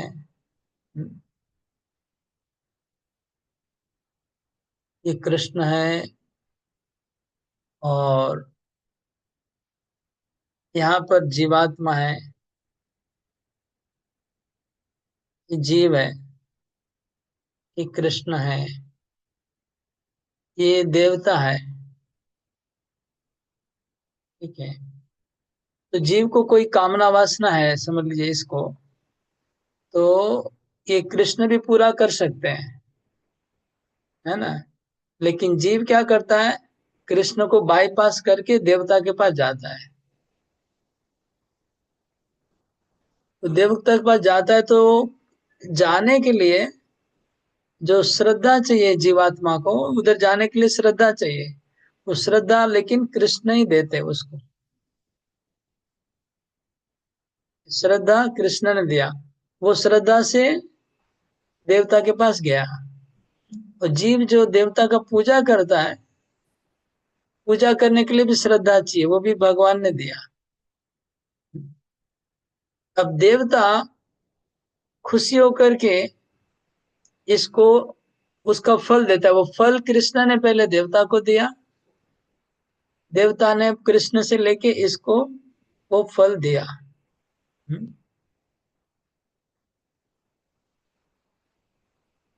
अब क्या, ये देवता सोचते हैं कि ये मेरा बहुत बड़ा भक्त है, ये मेरा बहुत बड़ा भक्त है, क्योंकि मेरे को इतना श्रद्धा से पूजा कर रहा है। और ये क्या, जीव क्या सोच रहा है कि ये देवता बहुत अच्छे हैं, मैं जो चाहता हूं मुझे दे देते हैं। ऐसे इनका गठबंधन हो गया, दोनों का गठबंधन। हाँ, लेकिन भगवान इसको इंटरफेयर नहीं कर रहे हैं। लेकिन फिर प्रॉब्लम क्या होगा, वो अगले श्लोक में बताया गया।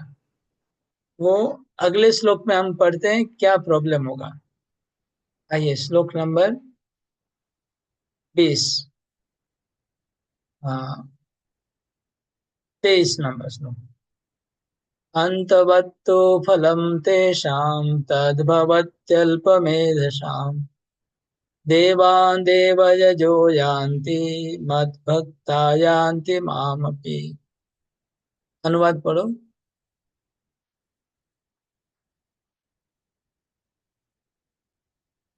कहाँ गया अरिंदम? अनुवाद पढ़ने को बोल रहा हूँ। क्या बस सुनाई नहीं दे रहा है क्या? और कोई पढ़ो। अच्छा, तुम स्क्रीन को हटाना चाह रहा है, इसका मतलब मोबाइल से पढ़ के सुना दो क्या? और कोई पढ़ो जल्दी से अनुवाद।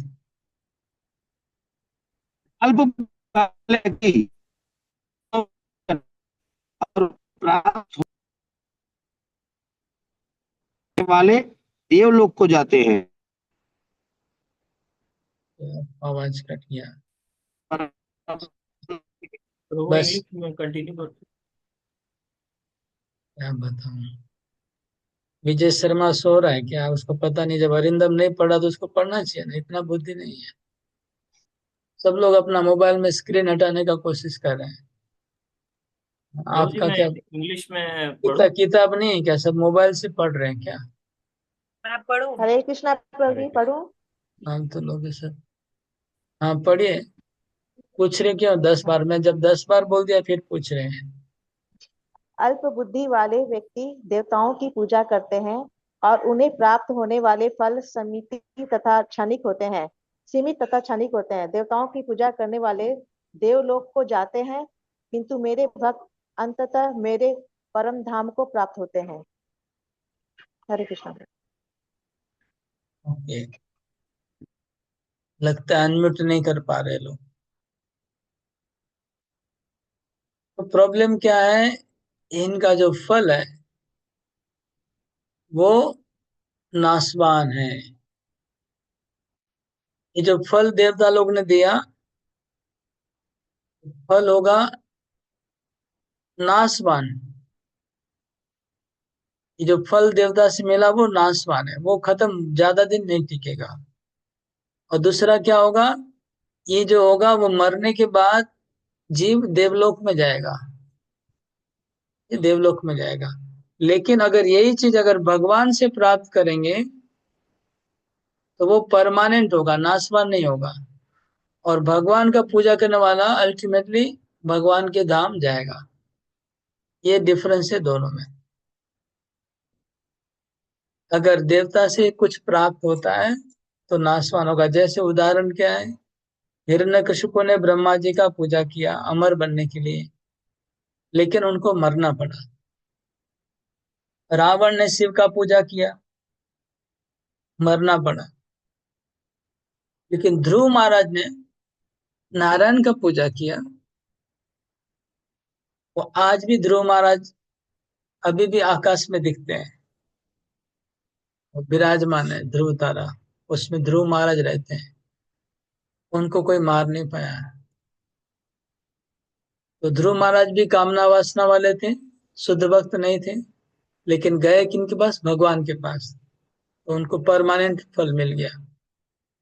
और ये लोग भी कामना वासना वाले थे, लेकिन भगवान के पास नहीं जाते, ये लोग भगवान को तो अपना दुश्मन मानते हैं, तो इसलिए देवता लोग से जो मिला वो नाशवान था, उनका खत्म हो गया। तो ये ठीक है, ये 4 श्लोकों को लेकर के आपको पूरा ये लिखना है, जो हम चर्चा किए इसी को अच्छे से लिखना है। मतलब सब प्रभु जी पॉइंट कवर होने चाहिए, एक एक पॉइंट पूरे जो भी बताया गया पूरे पॉइंट कवर होने चाहिए आंसर में। प्रभु जीव देवता से भगवान के पास फिर कैसे चला जाता है अचानक से? उस जैसे श्लोक में देवता लिखा, में क्या शक्ति है? पूरा श्लोक जीवन अगर नहीं नहीं नहीं नहीं, श्लोक में क्या लिखा है? 22-23 नंबर श्लोक में क्या लिखा है? अनुवाद 23 श्लोक का अनुवाद अल्प क्या है? बुद्धि अल्प बुद्धि वाले व्यक्ति देवताओं की पूजा करते हैं और उन्हें प्राप्त होने वाले फल सीमित और क्षणिक होते हैं। देवताओं की पूजा करने वाले लोग देवलोक को जाते हैं, किंतु मेरे भक्त अंततः मेरे परम धाम को प्राप्त होते हैं। ओके, तो भगवान बोले कि मेरे भक्त मेरे को प्राप्त होंगे, देवता के उपासक देवलोक जाएंगे। प्रभु क्यों? मेरा सवाल है कि हाँ बोलिए, देवताओं सवाल की क्या? अगर अगर देवताओं की पूजा, अगर जैसे मैं अपना ही बताती हूँ कि पूरा जीवन हम हनुमान जी की पूजा किए, तो हम अचानक से फिर कैसे कृष्ण में आ गए? हम तो जानते ही नहीं थे कृष्ण को। आपका प्रश्न क्या है एग्जैक्टली? कि मैं तो मैंने बचपन से हनुमान जी की पूजा देखी हूँ सब जगह और हनुमान जी को ही मानती थी, लेकिन मैं अचानक से मेरी श्रद्धा कैसे कृष्ण में पूरी परिवर्तन हो गई? मैं तो किसी को कृष्ण को जानती ही नहीं थी। तो हनुमान जी ने देवता नहीं है, हनुमान जी भगवान के भगत हैं, वैष्णव हैं, राम के परम भक्त हैं। तो इसलिए अगर भगवान के भक्त को आप मानते थे, हनुमान जी ने आपको कृष्ण के पास भेज दिया, भक्ति आपकी बढ़ गई। अगर आप निष्काम भाव से शिव जी की व हनुमान जी की व ऐसी कोई उच्च लेवल के किसी देवता को पकड़ेंगे जो बहुत उच्च कोटि के हैं, वैष्णव है, परम वैष्णव, तो वो आपको भक्ति में भेज देंगे, भगवान के पास भेज देंगे।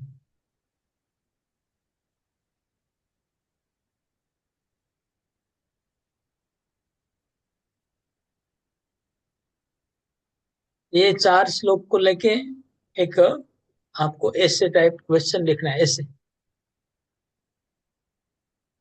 प्रबंध, श्लोक नंबर 24। अव्यक्तं व्यक्तिमापन्नं मन्यन्ते मामबुद्धय परं भावम् अजानन्तो ममाव्ययम् अनुत्तमम्। अनुवाद। बुद्धिहीन मनुष्य मुझको ठीक से न जानने के कारण सोचते हैं कि मैं भगवान कृष्ण पहले निराकार था और अब मैंने इस स्वरूप को धारण किया है। वे अपने अल्प ज्ञान के कारण मेरी अविनाशी तथा सर्वोच्च प्रकृति को नहीं जान पाते। तो यहाँ पर अभी तक तो चर्चा हो रही थी देवता पूजा की, उसके लिए भगवान ने वर्ड यूज किया था अल्प बुद्धि, कम बुद्धि वाले। लेकिन इस श्लोक में भगवान ने निर्बुद्धि, बुद्धिहीन बताया, मतलब बुद्धि है ही नहीं, अबुद्धि। वो लोग को तो बुद्धि था लेकिन थोड़ा कम था, और इधर इस श्लोक में जिसकी बात की जा रही है वो बोलते बुद्धि है ही नहीं। ऐसा क्या है? तो बुद्धि है नहीं उसको किसको बोले? बोले जो लोग सोचते हैं कि मैं निराकार था और अभी साकार हुआ हूं, ऐसा जो मानते हैं वो लोग बुद्धिहीन है, उनको बुद्धि ही नहीं।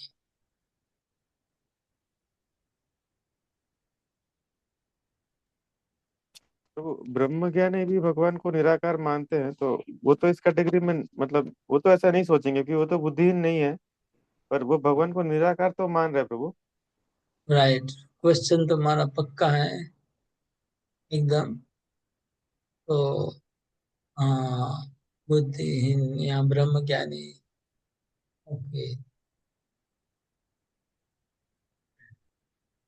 अव्यक्तम व्यक्तिम आपन्नम मन्यन्ते माम बुद्धया परम भाव जानन्तो ममाव्ययम् अनुत्तमम्।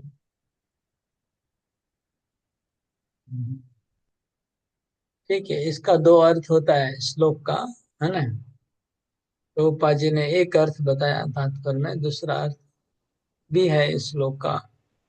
दूसरा अर्थ है कि भगवान को हम्म, भौतिक मानना,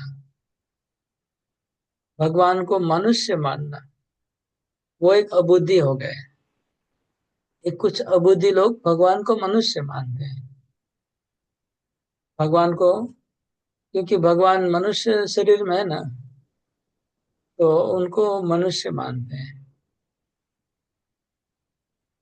ये कैटेगरी एक हो गई, उनको भी अबुद्धि कहा जाएगा। और एक कैटेगरी जो बता रहे हैं कि भगवान अव्यक्तम व्यक्तिम आपन्नम, पहले अव्यक्त थे, हाँ, निराकार थे भगवान,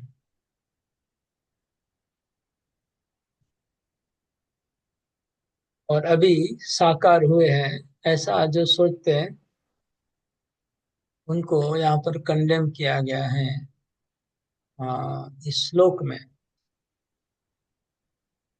ब्रह्मवादी व निरीश्वरवादी को अबुद्धि कहा गया। अगर हम पिछले श्लोकों से कंपेयर करें तो कंट्रोडिक्शन हो जाएगा, है ना। पिछले श्लोकों में ज्ञानी को भगवान ने बताया वो मेरे समान है, और यहाँ पर अबुद्धि कैसे बोलेंगे भगवान उसी को इतना देर के बाद। यही तो सवाल है ना। हाँ प्रभु। ओके, तो इसमें हमको थोड़ा बहुत सूक्ष्म अंतर है। एक जो ज्ञानी जिसका भगवान ने प्रशंसा किया था, वो वो लोग ब्रह्म को मानते हैं और कृष्ण को भी ब्रह्म मानते हैं। ब्रह्म ज्योति को भी वो श्रद्धा करते हैं, कृष्ण को भी श्रद्धा करते हैं। ठीक है? मतलब इक्वली श्रद्धा करते हैं ब्रह्म को और कृष्ण को।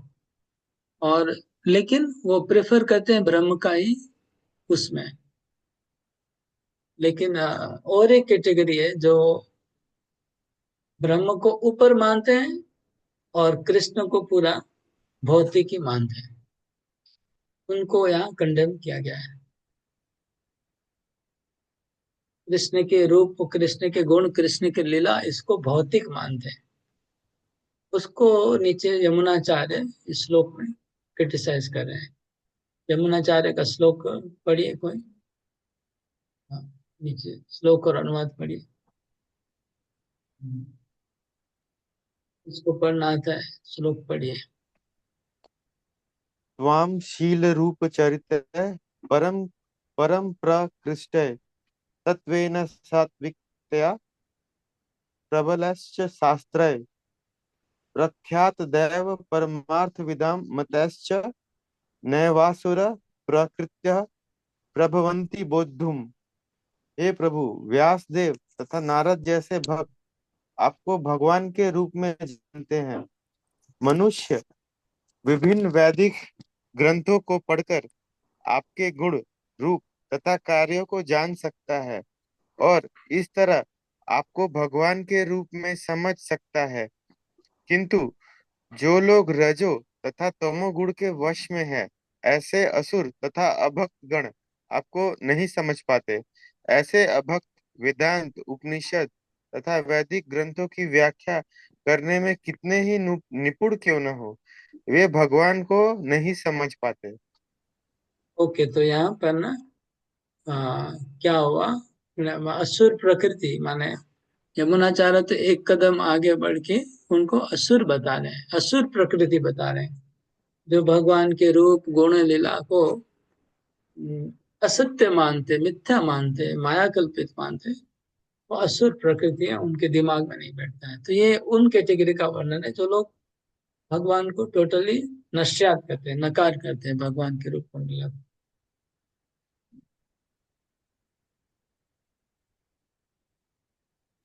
प्रभु थोड़ा सा पीछे चले जा रहे हैं प्रभु। जैसे अध्याय 5 में भी ऐसा ही एक सिमिलर क्वेश्चन था प्रभु, ये सांख्य योग का और भक्त का। तो हम लोग डिस्कशन कर रहे थे, तो माता जी बोली कि ये सांख्य योग निर्विशेषवादी लोग के लिए बोला जा रहा है, और मैं भी आपके लेक्चर में बाद में सुना निर्विशेषवादी के लिए है। पर परपट में देख रहा हूँ बार बार परमात्मा का यूज हो रहा है, तो थोड़ा सा मेरे को कंफ्यूजन हो गया प्रभु। आ, इसलिए ना कि परपोट में परमात्मा का वर्णन, इसलिए प्रभुपाद जी का एक कमेंट्री लिखने का एक पैटर्न है, अपना स्टाइल है। प्रभुपाद का जो भावार्थ लिखने का पैटर्न क्या है, प्रभुपाद जी श्लोक में कर्म लिखा हो तो भी उसमें भक्त लिख देते हैं तात्पर्य में। श्लोक में लिखा होगा ज्ञानी तो भी प्रभुपाद भक्त लिख देते हैं तात्पर्य में। ठीक है, श्लोक में होगा योगी तो भी भगवान प्रभुपाद जी का लिखेंगे भक्त।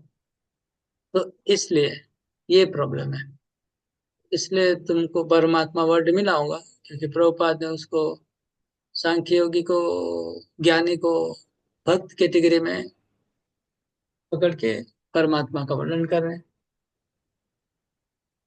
इसलिए ऐसा होता है। तो प्रभुपाद का एक तात्पर्य में आपको ऐसा मिलेगा, फिर दूसरा तात्पर्य में ऑपोजिट मिलेगा। तो हमको एक थीम पकड़ के चलना पड़ेगा। हम जब पूरा जब स्टडी करेंगे, प्रभुपाद जी ने इसलिए लिखा कि अगर कोई एक तात्पर्य खाली पढ़ता है तो वो कंफ्यूज नहीं होगा।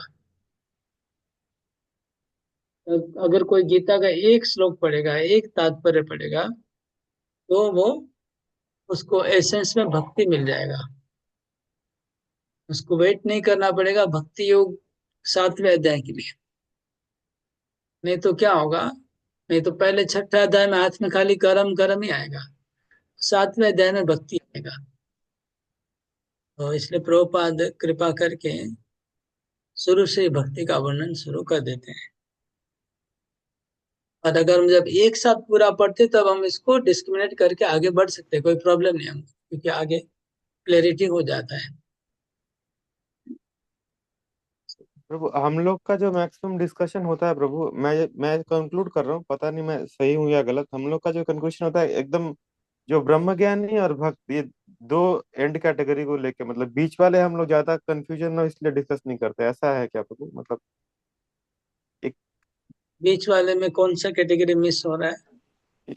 योगी हो गए, ध्यान योग करने वाले, परमात्मा का स्वरूप का ये करने वाले, ये लोग को जनरली हम लोग डिस्कस करते हैं प्रभु, ज्यादा हम लोग नहीं करते हैं, एक्चुअली ऐसा है क्या? जनरली जनरली योगी और ज्ञानी जनरली एक ही कैटेगरी में शास्त्रों में उनको रखा गया है।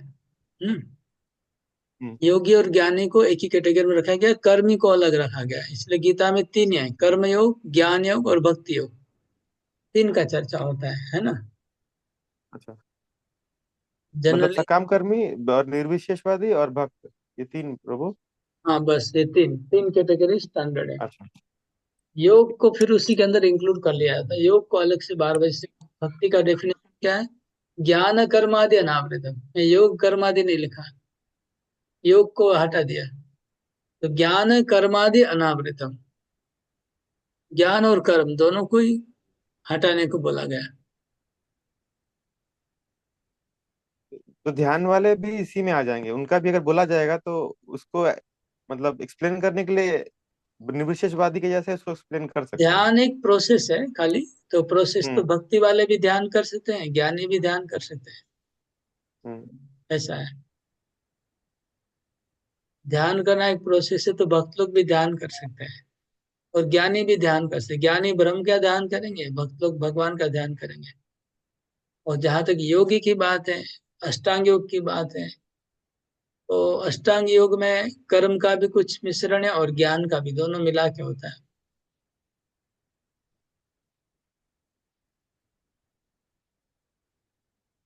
ओके, आगे बढ़ेंगे हम। और ये हो गया, इसमें अबुद्धि कहा गया, जो लोग भगवान को टोटली निराकार व निराकार घोषणा करते हैं और भगवान के स्वरूप को नकारते हैं कंप्लीटली, नाम रूप को लीला। नाहं प्रकाश सर्वस्य योग माया समावृत मूढ़ोऽयं नाभिजानाति लोको मामजमव्ययम्। अनुवाद पढ़ो। मैं मूर्खों तथा अल्पज्ञों के लिए कभी भी प्रकट नहीं हूँ। उनके लिए तो मैं अपनी अंतरंगा शक्ति द्वारा आच्छादित रहता हूँ। अतः वे यह नहीं जान पाते कि मैं अजन्मा तथा अविनाशी हूँ। तो यहाँ लिंक क्या है? लिंक ये है कि सवाल होता है कि भगवान को क्यों नहीं जान पाते हैं वो लोग, क्यों वो लोग भगवान को निराकार मानते हैं, क्यों भगवान को नहीं पहचान पाते, क्यों देवता के पास जाते हैं, क्यों? ये सवाल आता है। Why people going to demigod, why people are concluding like this, क्यों लोग ऐसा निर्धार करते हैं कि निर्णय करते हैं कि भगवान का रूप पूर्ण लीला सब माया? उसका उत्तर इस श्लोक में भगवान दे रहे हैं कि नाहम प्रकाश सर्वस्व, सबके पास मैं अपने आप को प्रकाशित नहीं करता हूँ। कैसे नहीं करते? योग माया समावृत है, योग के पर्दे से, योग माया के पर्दे से मैं अपने आप को ढक के रखता हूँ। मूढ़ोऽयं नाभिजानाति, मूढ़ लोग, जो मूढ़ व्यक्ति है वो मेरे को नहीं समझ पाएंगे। लोको माम अजम अव्ययम। तो, अ, अनुवाद पढ़ा ना? नहीं प्रभु, पढ़ो क्या रीडिंग, अनुवाद? अनुवाद रीडिंग करो। तात्पर्य, यह तर्क दिया जा ना, अनुवाद सकता है। अनुवाद अनुवाद अनुवाद पढ़ो। अनुवाद, मैं मूर्खों तथा अल्पज्ञों के लिए कभी भी प्रकट नहीं हूँ। इसके लिए तो मैं अपनी अंतरंगा शक्ति द्वारा आच्छादित रहता हूँ। अतः ये यह नहीं जान पाते कि मैं अजन्मा तथा अविनाशी हूँ। तो यहाँ मूर्ख और अल्पज्ञ के सामने भगवान मतलब प्रकट नहीं है। तो मूर्ख मतलब हो गए जो, ये जो लास्ट कैटेगरी बताई गई, वो जो लोग भगवान को पूरा रिजेक्ट करते हैं। और अल्पज्ञ कौन है? जो देवता के पास जाते हैं। ये दोनों कैटेगरी को भगवान सामने प्रकट नहीं होते हैं।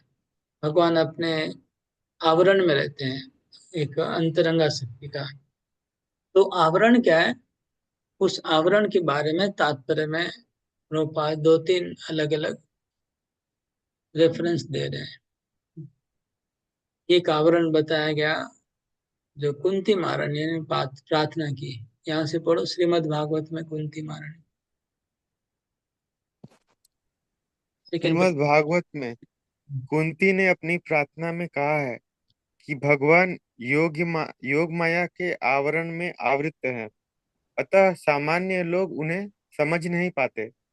ईशोपनिषद में मंत्र 15 भी इसी योग माया आवरण की पुष्टि हुई है, जिसमें भक्त प्रार्थना करता है, हिरण्मयेन पात्रेण सत्यस्यापि हितं मुखम तत्त्वं पूषण पावृणु सत्य धर्माय दृष्टये।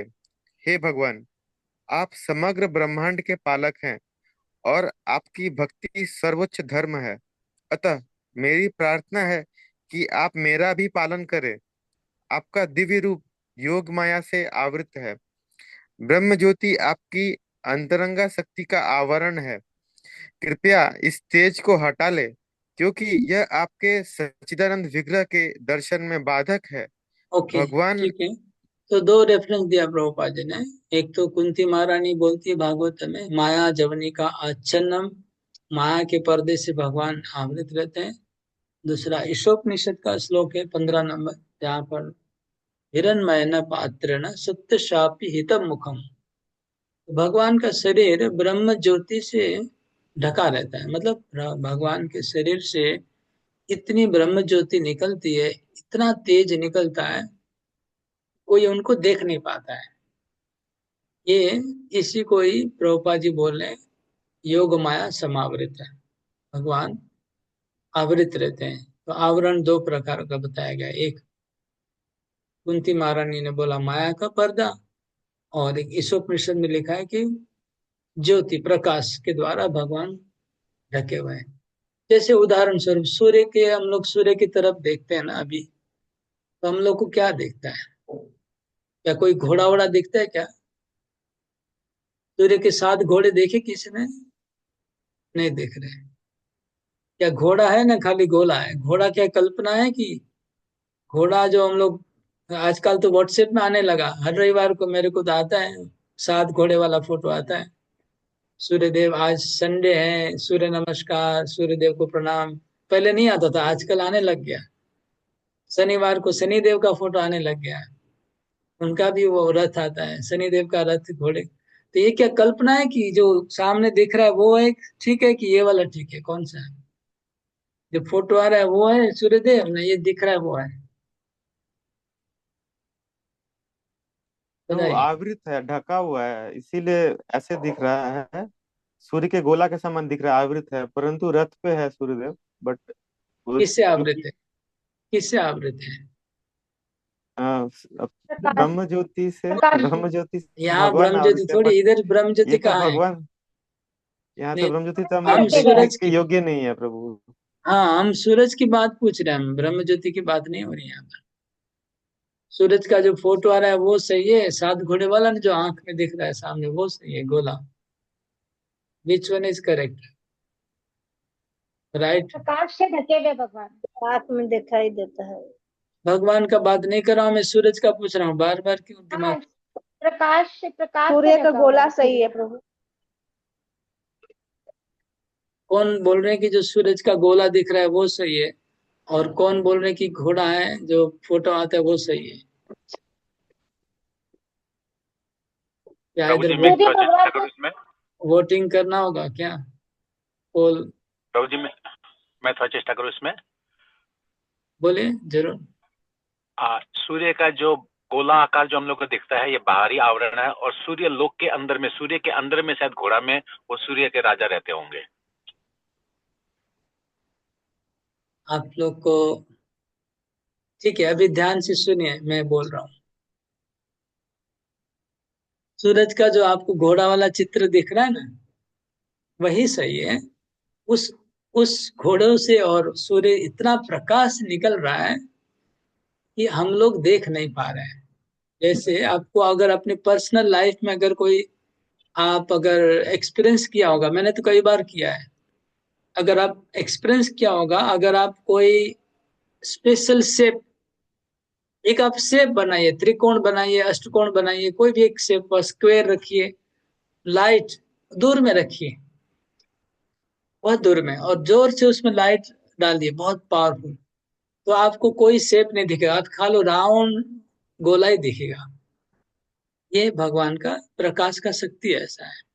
आप प्रकाश के अंदर कुछ भी डालेंगे ना आपको गोल दिखेगा, दूर से कोई आकार नहीं दिखेगा। हकीकत में कोई भी प्रकाश हो, आप ट्यूबलाइट को दूर रखिए वो भी आपको गोल दिखेगी। कोई भी चीज अगर प्रकाश को दूर से गोल दिखता है, तो सूरज हमको ऐसा दिख रहा है, लेकिन अगर पावर होता हम लोग पास में चले जाते ना, तो हमको घोड़ा ही दिखेगा सीधा। ठीक है, यही है हकीकत है। जो सूर्य देव है वही है, और घोड़ा है, रथ है, सब कुछ है, सब कुछ है। वो अपनी तीव्र गति से जा रहे हैं। बहुत बड़ा है ऑब्वियसली रथ, हम लोग का कल्पना है ऐसा रथ नहीं है, लेकिन उनमें इतना प्रकाश है कि हम लोग को प्रकाश से, हमको खाली दूर से प्रकाश ही दिख रहा है, पूरा कुछ नहीं। आप भौतिक जगत में भी कोई भी चीज को कभी एक्सपेरिमेंट करना तो कर सकते हैं। कोई एक वस्तु होगा, उसमें लाइट ज्यादा रखिए, दूर से देखेंगे आपको वो वस्तु नहीं दिखेगी, आपको लाइट खाली दिखेगी। ओके, तो हम लोग थोड़ा डाइवर्ट हो गए। इसी प्रकार अ, भगवान की शरीर से इतने लाइट निकलती है कि भगवान नहीं दिखते हैं, खाली लाइट। हम लोग तारा वारा जो भी देख रहे हैं आकाश में, एक्चुअली वो सब प्लैनेट्स हैं, लेकिन प्रकाश की वजह से ऐसा दिख रहा है, गोल गोल तारा दिख रहा है सब।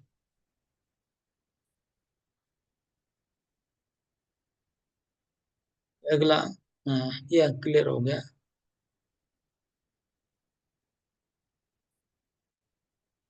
सूर्य लोक है और जरूर, और उसमें सूर्य देवता भी रहते हैं, लेकिन भागवतम में और जिस प्रकार से हम लोग देख रहे हैं वर्णन कि वो भगवान सूर्य देव रथ के ऊपर सवार होके घूम रहे हैं।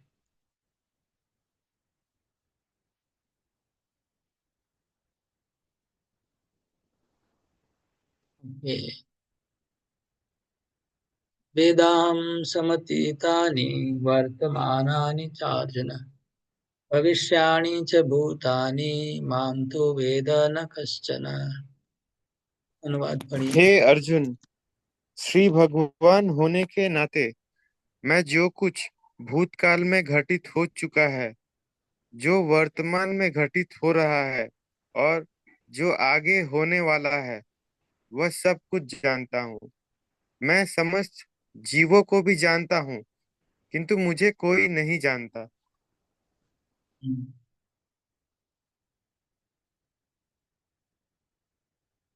तो भगवान क्या जानते हैं? भगवान कहते हैं कि मैं सब जितने भी जीव हैं, देहधारी जीव, हाँ इस भौतिक जगत में और आध्यात्मिक जगत जितने भी जीव हैं, सभी जीवों का भगवान अतीत काल पास्ट जानते हैं, सब जीवों के।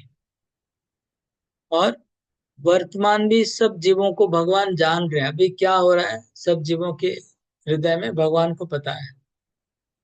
और भविष्य का भी भगवान जानते हैं। इतना बड़ा भगवान का योग्यता, लेकिन भगवान बोले लेकिन मेरे को कोई नहीं जानता है। मैं सबको जानता हूँ लेकिन मेरे कोई नहीं जानता है।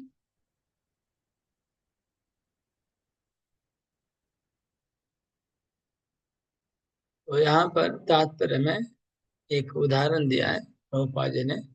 एक्चुअली ये पिछले श्लोक से रिलेवेंट है, लेकिन इस तात्पर्य में प्रभुपाद जी बता रहे हैं, इसलिए कभी कभी कंफ्यूजन हो जाता है। ये है कि भगवान जैसे आवृत है, पीछे श्लोक में लिखा हुआ था, योग माया के द्वारा। तो योग माया भगवान को आवृत नहीं करती है। माया देवी हमारी आंखों के ऊपर, हमारी बुद्धि के ऊपर, हमारे अहंकार के ऊपर माया का आवरण है, जिसकी वजह से हम भगवान को नहीं देख पा रहे हैं। भगवान के ऊपर आवरण नहीं है, आवरण हमारी बुद्धि के ऊपर है, हमारे मन के ऊपर है, हमारे अहंकार के ऊपर है माया का आवरण। उदाहरण क्या है? जैसे बादल, बादल सूर्य को नहीं ढकते हैं, बादल पृथ्वी को, हम जहां पर रहते हैं उसके ऊपर बादल है, हमारे सर के ऊपर बादल है, लेकिन सूर्य को कभी बादल नहीं ढक सकते। सूर्य तो बहुत दूर है, बहुत दूर है। सूर्य के आसपास कोई बादल जा ही नहीं सकता है, मंडरा नहीं सकता है। इसी प्रकार भगवान के आसपास माया कभी नहीं रह सकती है। माया तो हमारी आंखों को ढकी है। ये उदाहरण है सब लोग। एक प्रश्न है उसका, फिर क्या क्या प्रश्न है पढ़िए फिर से, कौन सा चला गया प्रश्न पढ़िए,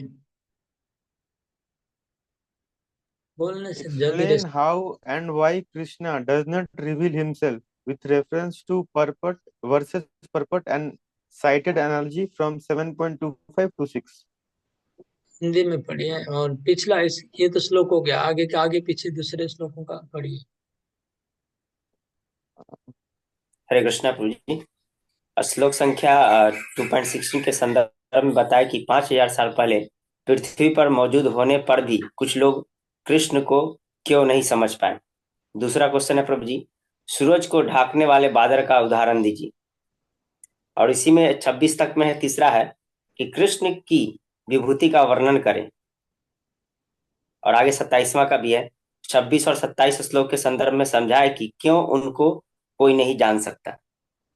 कृष्ण की विभूति नहीं होगा, कृष्ण के महिमा व ऐश्वर्य का तो उसमें विभूति यही है कि वो पास्ट प्रेजेंट फ्यूचर सब कुछ जानते हैं। ये वो जो सब जीवों का अच्छे से लिखना होगा, मैं तो संक्षिप्त में बोल रहा हूँ। और क्या प्रश्न बताया उसके बाद, विभूति के बाद क्या? अनम्यूट करिए, म्यूट की आवाज।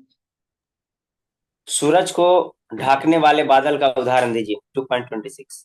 क्या और है श्लोक 2.26 के संदर्भ में बताया कि 5000 साल पहले पृथ्वी पर मौजूद होने पर भी कुछ लोग कृष्ण को क्यों नहीं समझ पाए। वही है, नाम प्रकाश सर्वस्व योग माया समावृत है। उसी श्लोक के तात्पर्य में भगवान पृथ्वी पे रहते हुए भी बहुत लोग उनको नहीं पहचान पाए। केवल कौरव कौरव में से भी सब लोग नहीं पहचान, केवल पांडव लोग पहचान।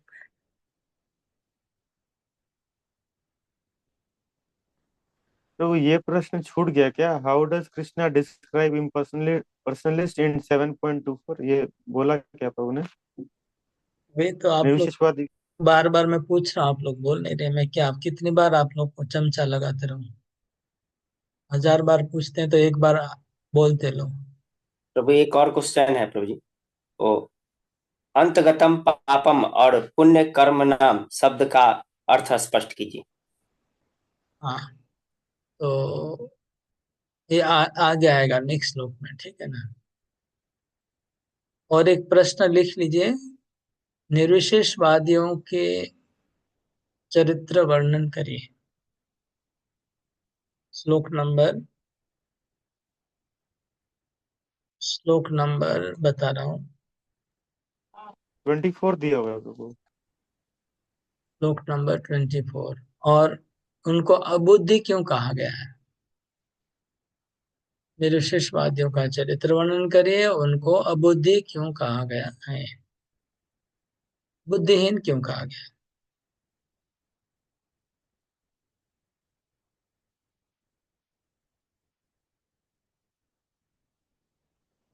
श्लोक नंबर 27। इच्छाद्वेष समुत्थेन द्वंद्व मोहेन भारत सर्वभूतानि सम्मोहं सर्गे यान्ति परम तप। मत पढ़िए। हे भरतवंशी, हे शत्रु विजेता, समस्त जीव जन्म लेकर इच्छा तथा घृणा से उत्पन्न द्वंद्वों से मोहग्रस्त होकर मोह को प्राप्त होते हैं।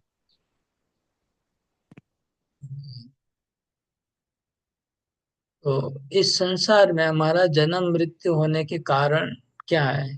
बार बार जन्म लेने के मुख्य कारण इस श्लोक में 3 कारण बताए गए, ठीक है। और अगले श्लोक में और 2 कारण आएंगे, पांचों को लेके एक प्रश्न होगा। तो यहाँ पर बताया इच्छा द्वेष।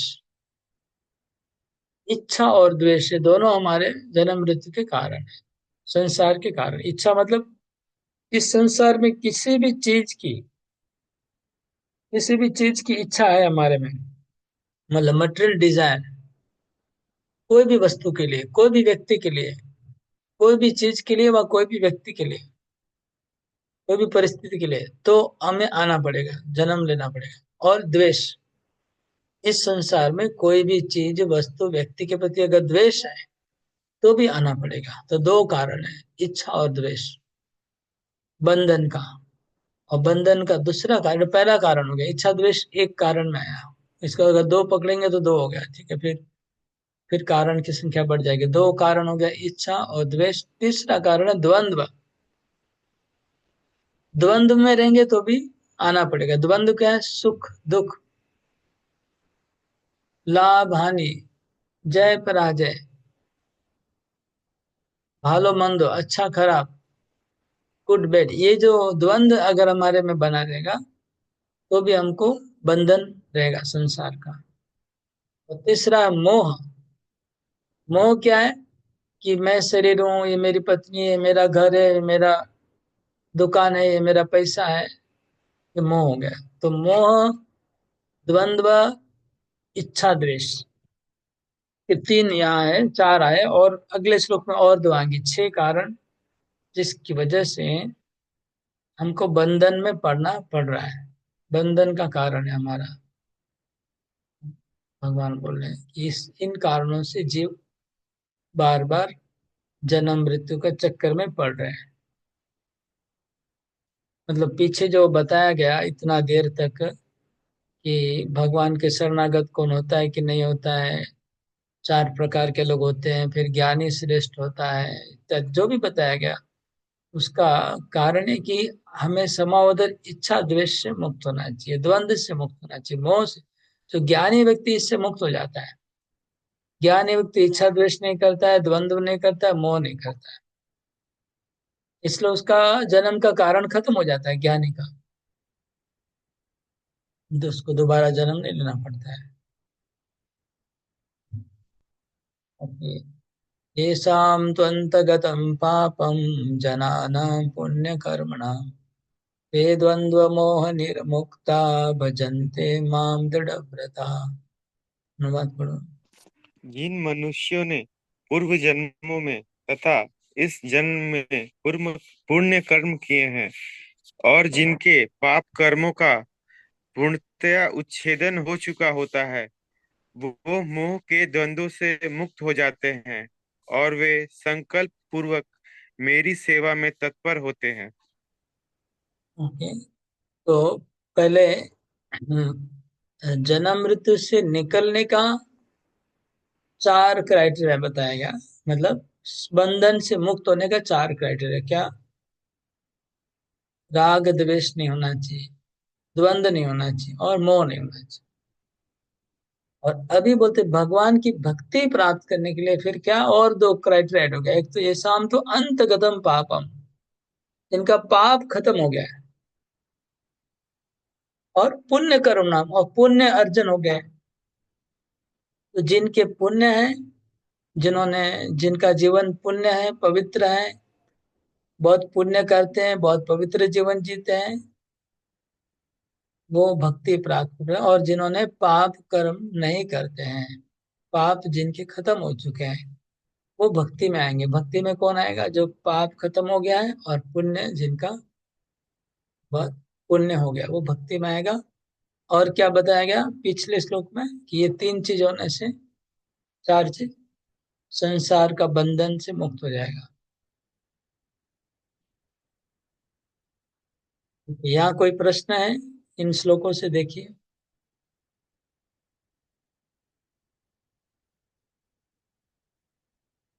नहीं है।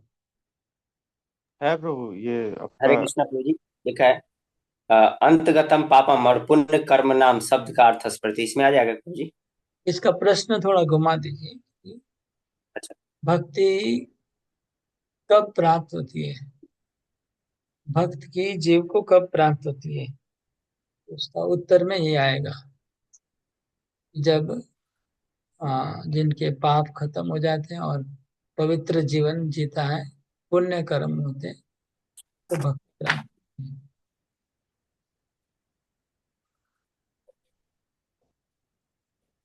भक्ति किसको प्राप्त होती है? भक्ति कब प्राप्त होती है? तो आ, वो बोलते दृढ़व्रता, वो दृढ़ता से भक्ति कर पाएगा। अच्छा, इसी में द्वंद्व मोह निर्मुक्ता भी लिखा है, मतलब इंक्लूड कर दिया। पीछे श्लोक में जो बताया गया था भगवान ने, इसमें भी बताया द्वंद्व से मुक्त और मोह से मुक्त, मतलब राग द्वेष द्वंद्व और मोह से निर्मुक्त, और प्लस पाप खत्म और पुण्यवान जीवन, वो दृढ़ता पूर्वक भगवान की भक्ति कर सकते हैं। प्रश्न को करिए, कौन दृढ़ता पूर्वक भगवान की भक्ति कर सकता है? प्रश्न मैंने भक्ति का लफ्ज लिखा था, कब भक्ति होती है, उसके बदले कब दृढ़ता पूर्वक भक्ति कर सकते हैं ये लिखिए, क्योंकि दृढ़ व्रता लिखा है। भक्ति तो सब कर रहे हैं, लेकिन दृढ़ता पूर्वक भक्ति होगा जब ये जब योग्यता आ जाएगी तब। ओके, आगे आगे आगे आगे बढ़ते हैं। जरा मरण मोक्षाय मामाश्रित्य यतन्ति ते ब्रह्म तद्विदु कृत्स्नम् अध्यात्मं कर्म चाखिलम्। अनुवाद। जो जरा तथा मृत्यु से मुक्ति पाने के लिए यत्नशील रहते हैं, वे बुद्धिमान व्यक्ति मेरी भक्ति की शरण ग्रहण करते हैं, जो वास्तव में ब्रह्म है, क्योंकि वे दिव्य कर्मों के विषय में पूरी तरह से जानते हैं।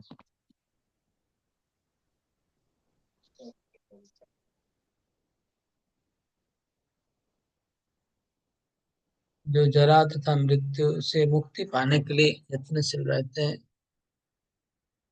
ये बुद्धिमान व्यक्ति मेरी शरण ग्रहण करते हैं। वे वास्तव में ब्रह्म है, क्योंकि वो दिव्य कर्मों को इसमें पूरी तरह से जानते हैं। तो जन्म मृत्यु जरा व्याधि ये चक्र से जो मुक्ति प्राप्त करना चाहते हैं, मोक्ष प्राप्त करना चाहते हैं, उनको भगवान क्या बोले थे? ब्रह्म। वो ब्रह्म है, वो लोग ब्रह्म है, मतलब ब्रह्म ज्ञानी है। वो लोग ब्रह्म ज्ञानी, जिसको ज्ञानी भगवान ने कहा था जो मेरा प्रिय है, उसका ही बात बोल रहे हैं। वो ज्ञानी जो प्रिय है वो कौन है?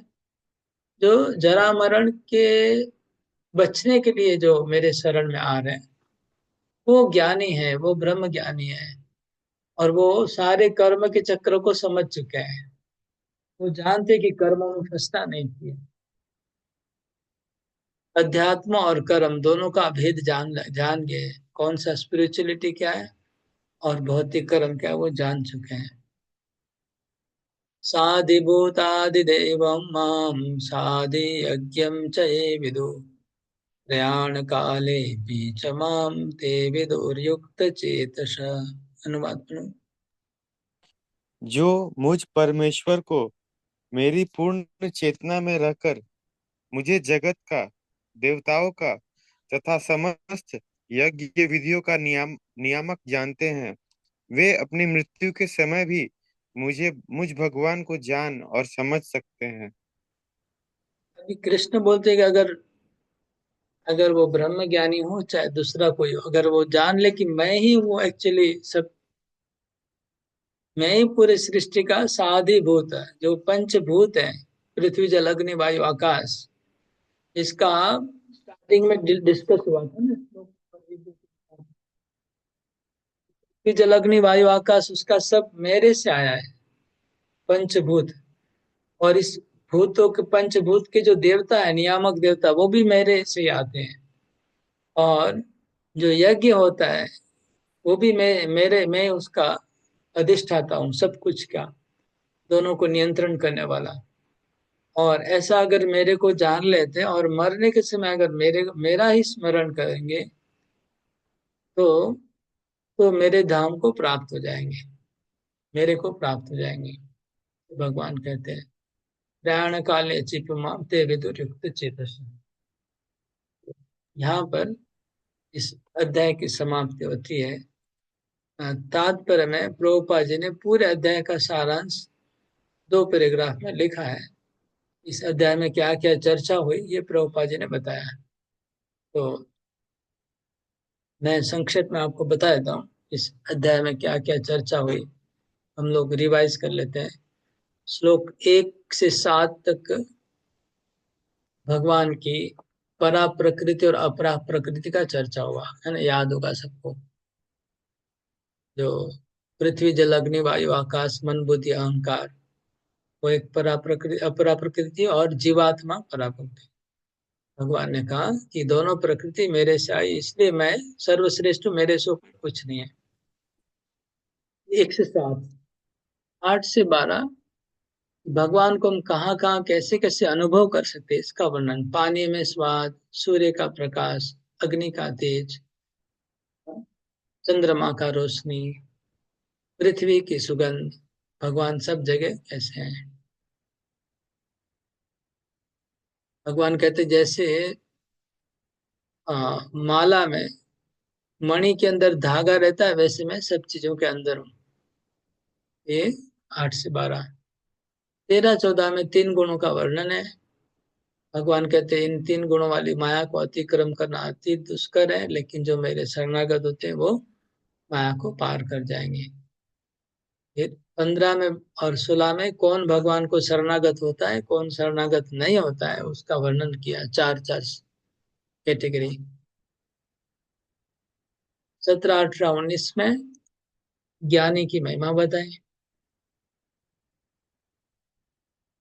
और 20 से 23 में जो भगवान के शरणागत नहीं होकर देवता की शरण लेते हैं उनका वर्णन किया। 24 में जो भगवान के रूप को नकारते हैं, भगवान के रूप को नहीं समझ पाते, उनका वर्णन। 25, 26 में 27 में भगवान क्यों इन लोगों को नहीं दिखते हैं, इनका कारण बताया। भौतिकवादियों को क्यों नहीं समझ पाते हैं। तो लास्ट 2 श्लोकों में भगवान ने पूरे अध्याय का कंक्लूड किया कि मैं ही सब कुछ हूँ संसार का, मेरे को अगर कोई समझ लेगा तो मृत्यु के बाद मेरे धाम आ जाए। इस तरह से पूरा अध्याय 7वां कंप्लीट हुआ। हरे कृष्णा। हाँ।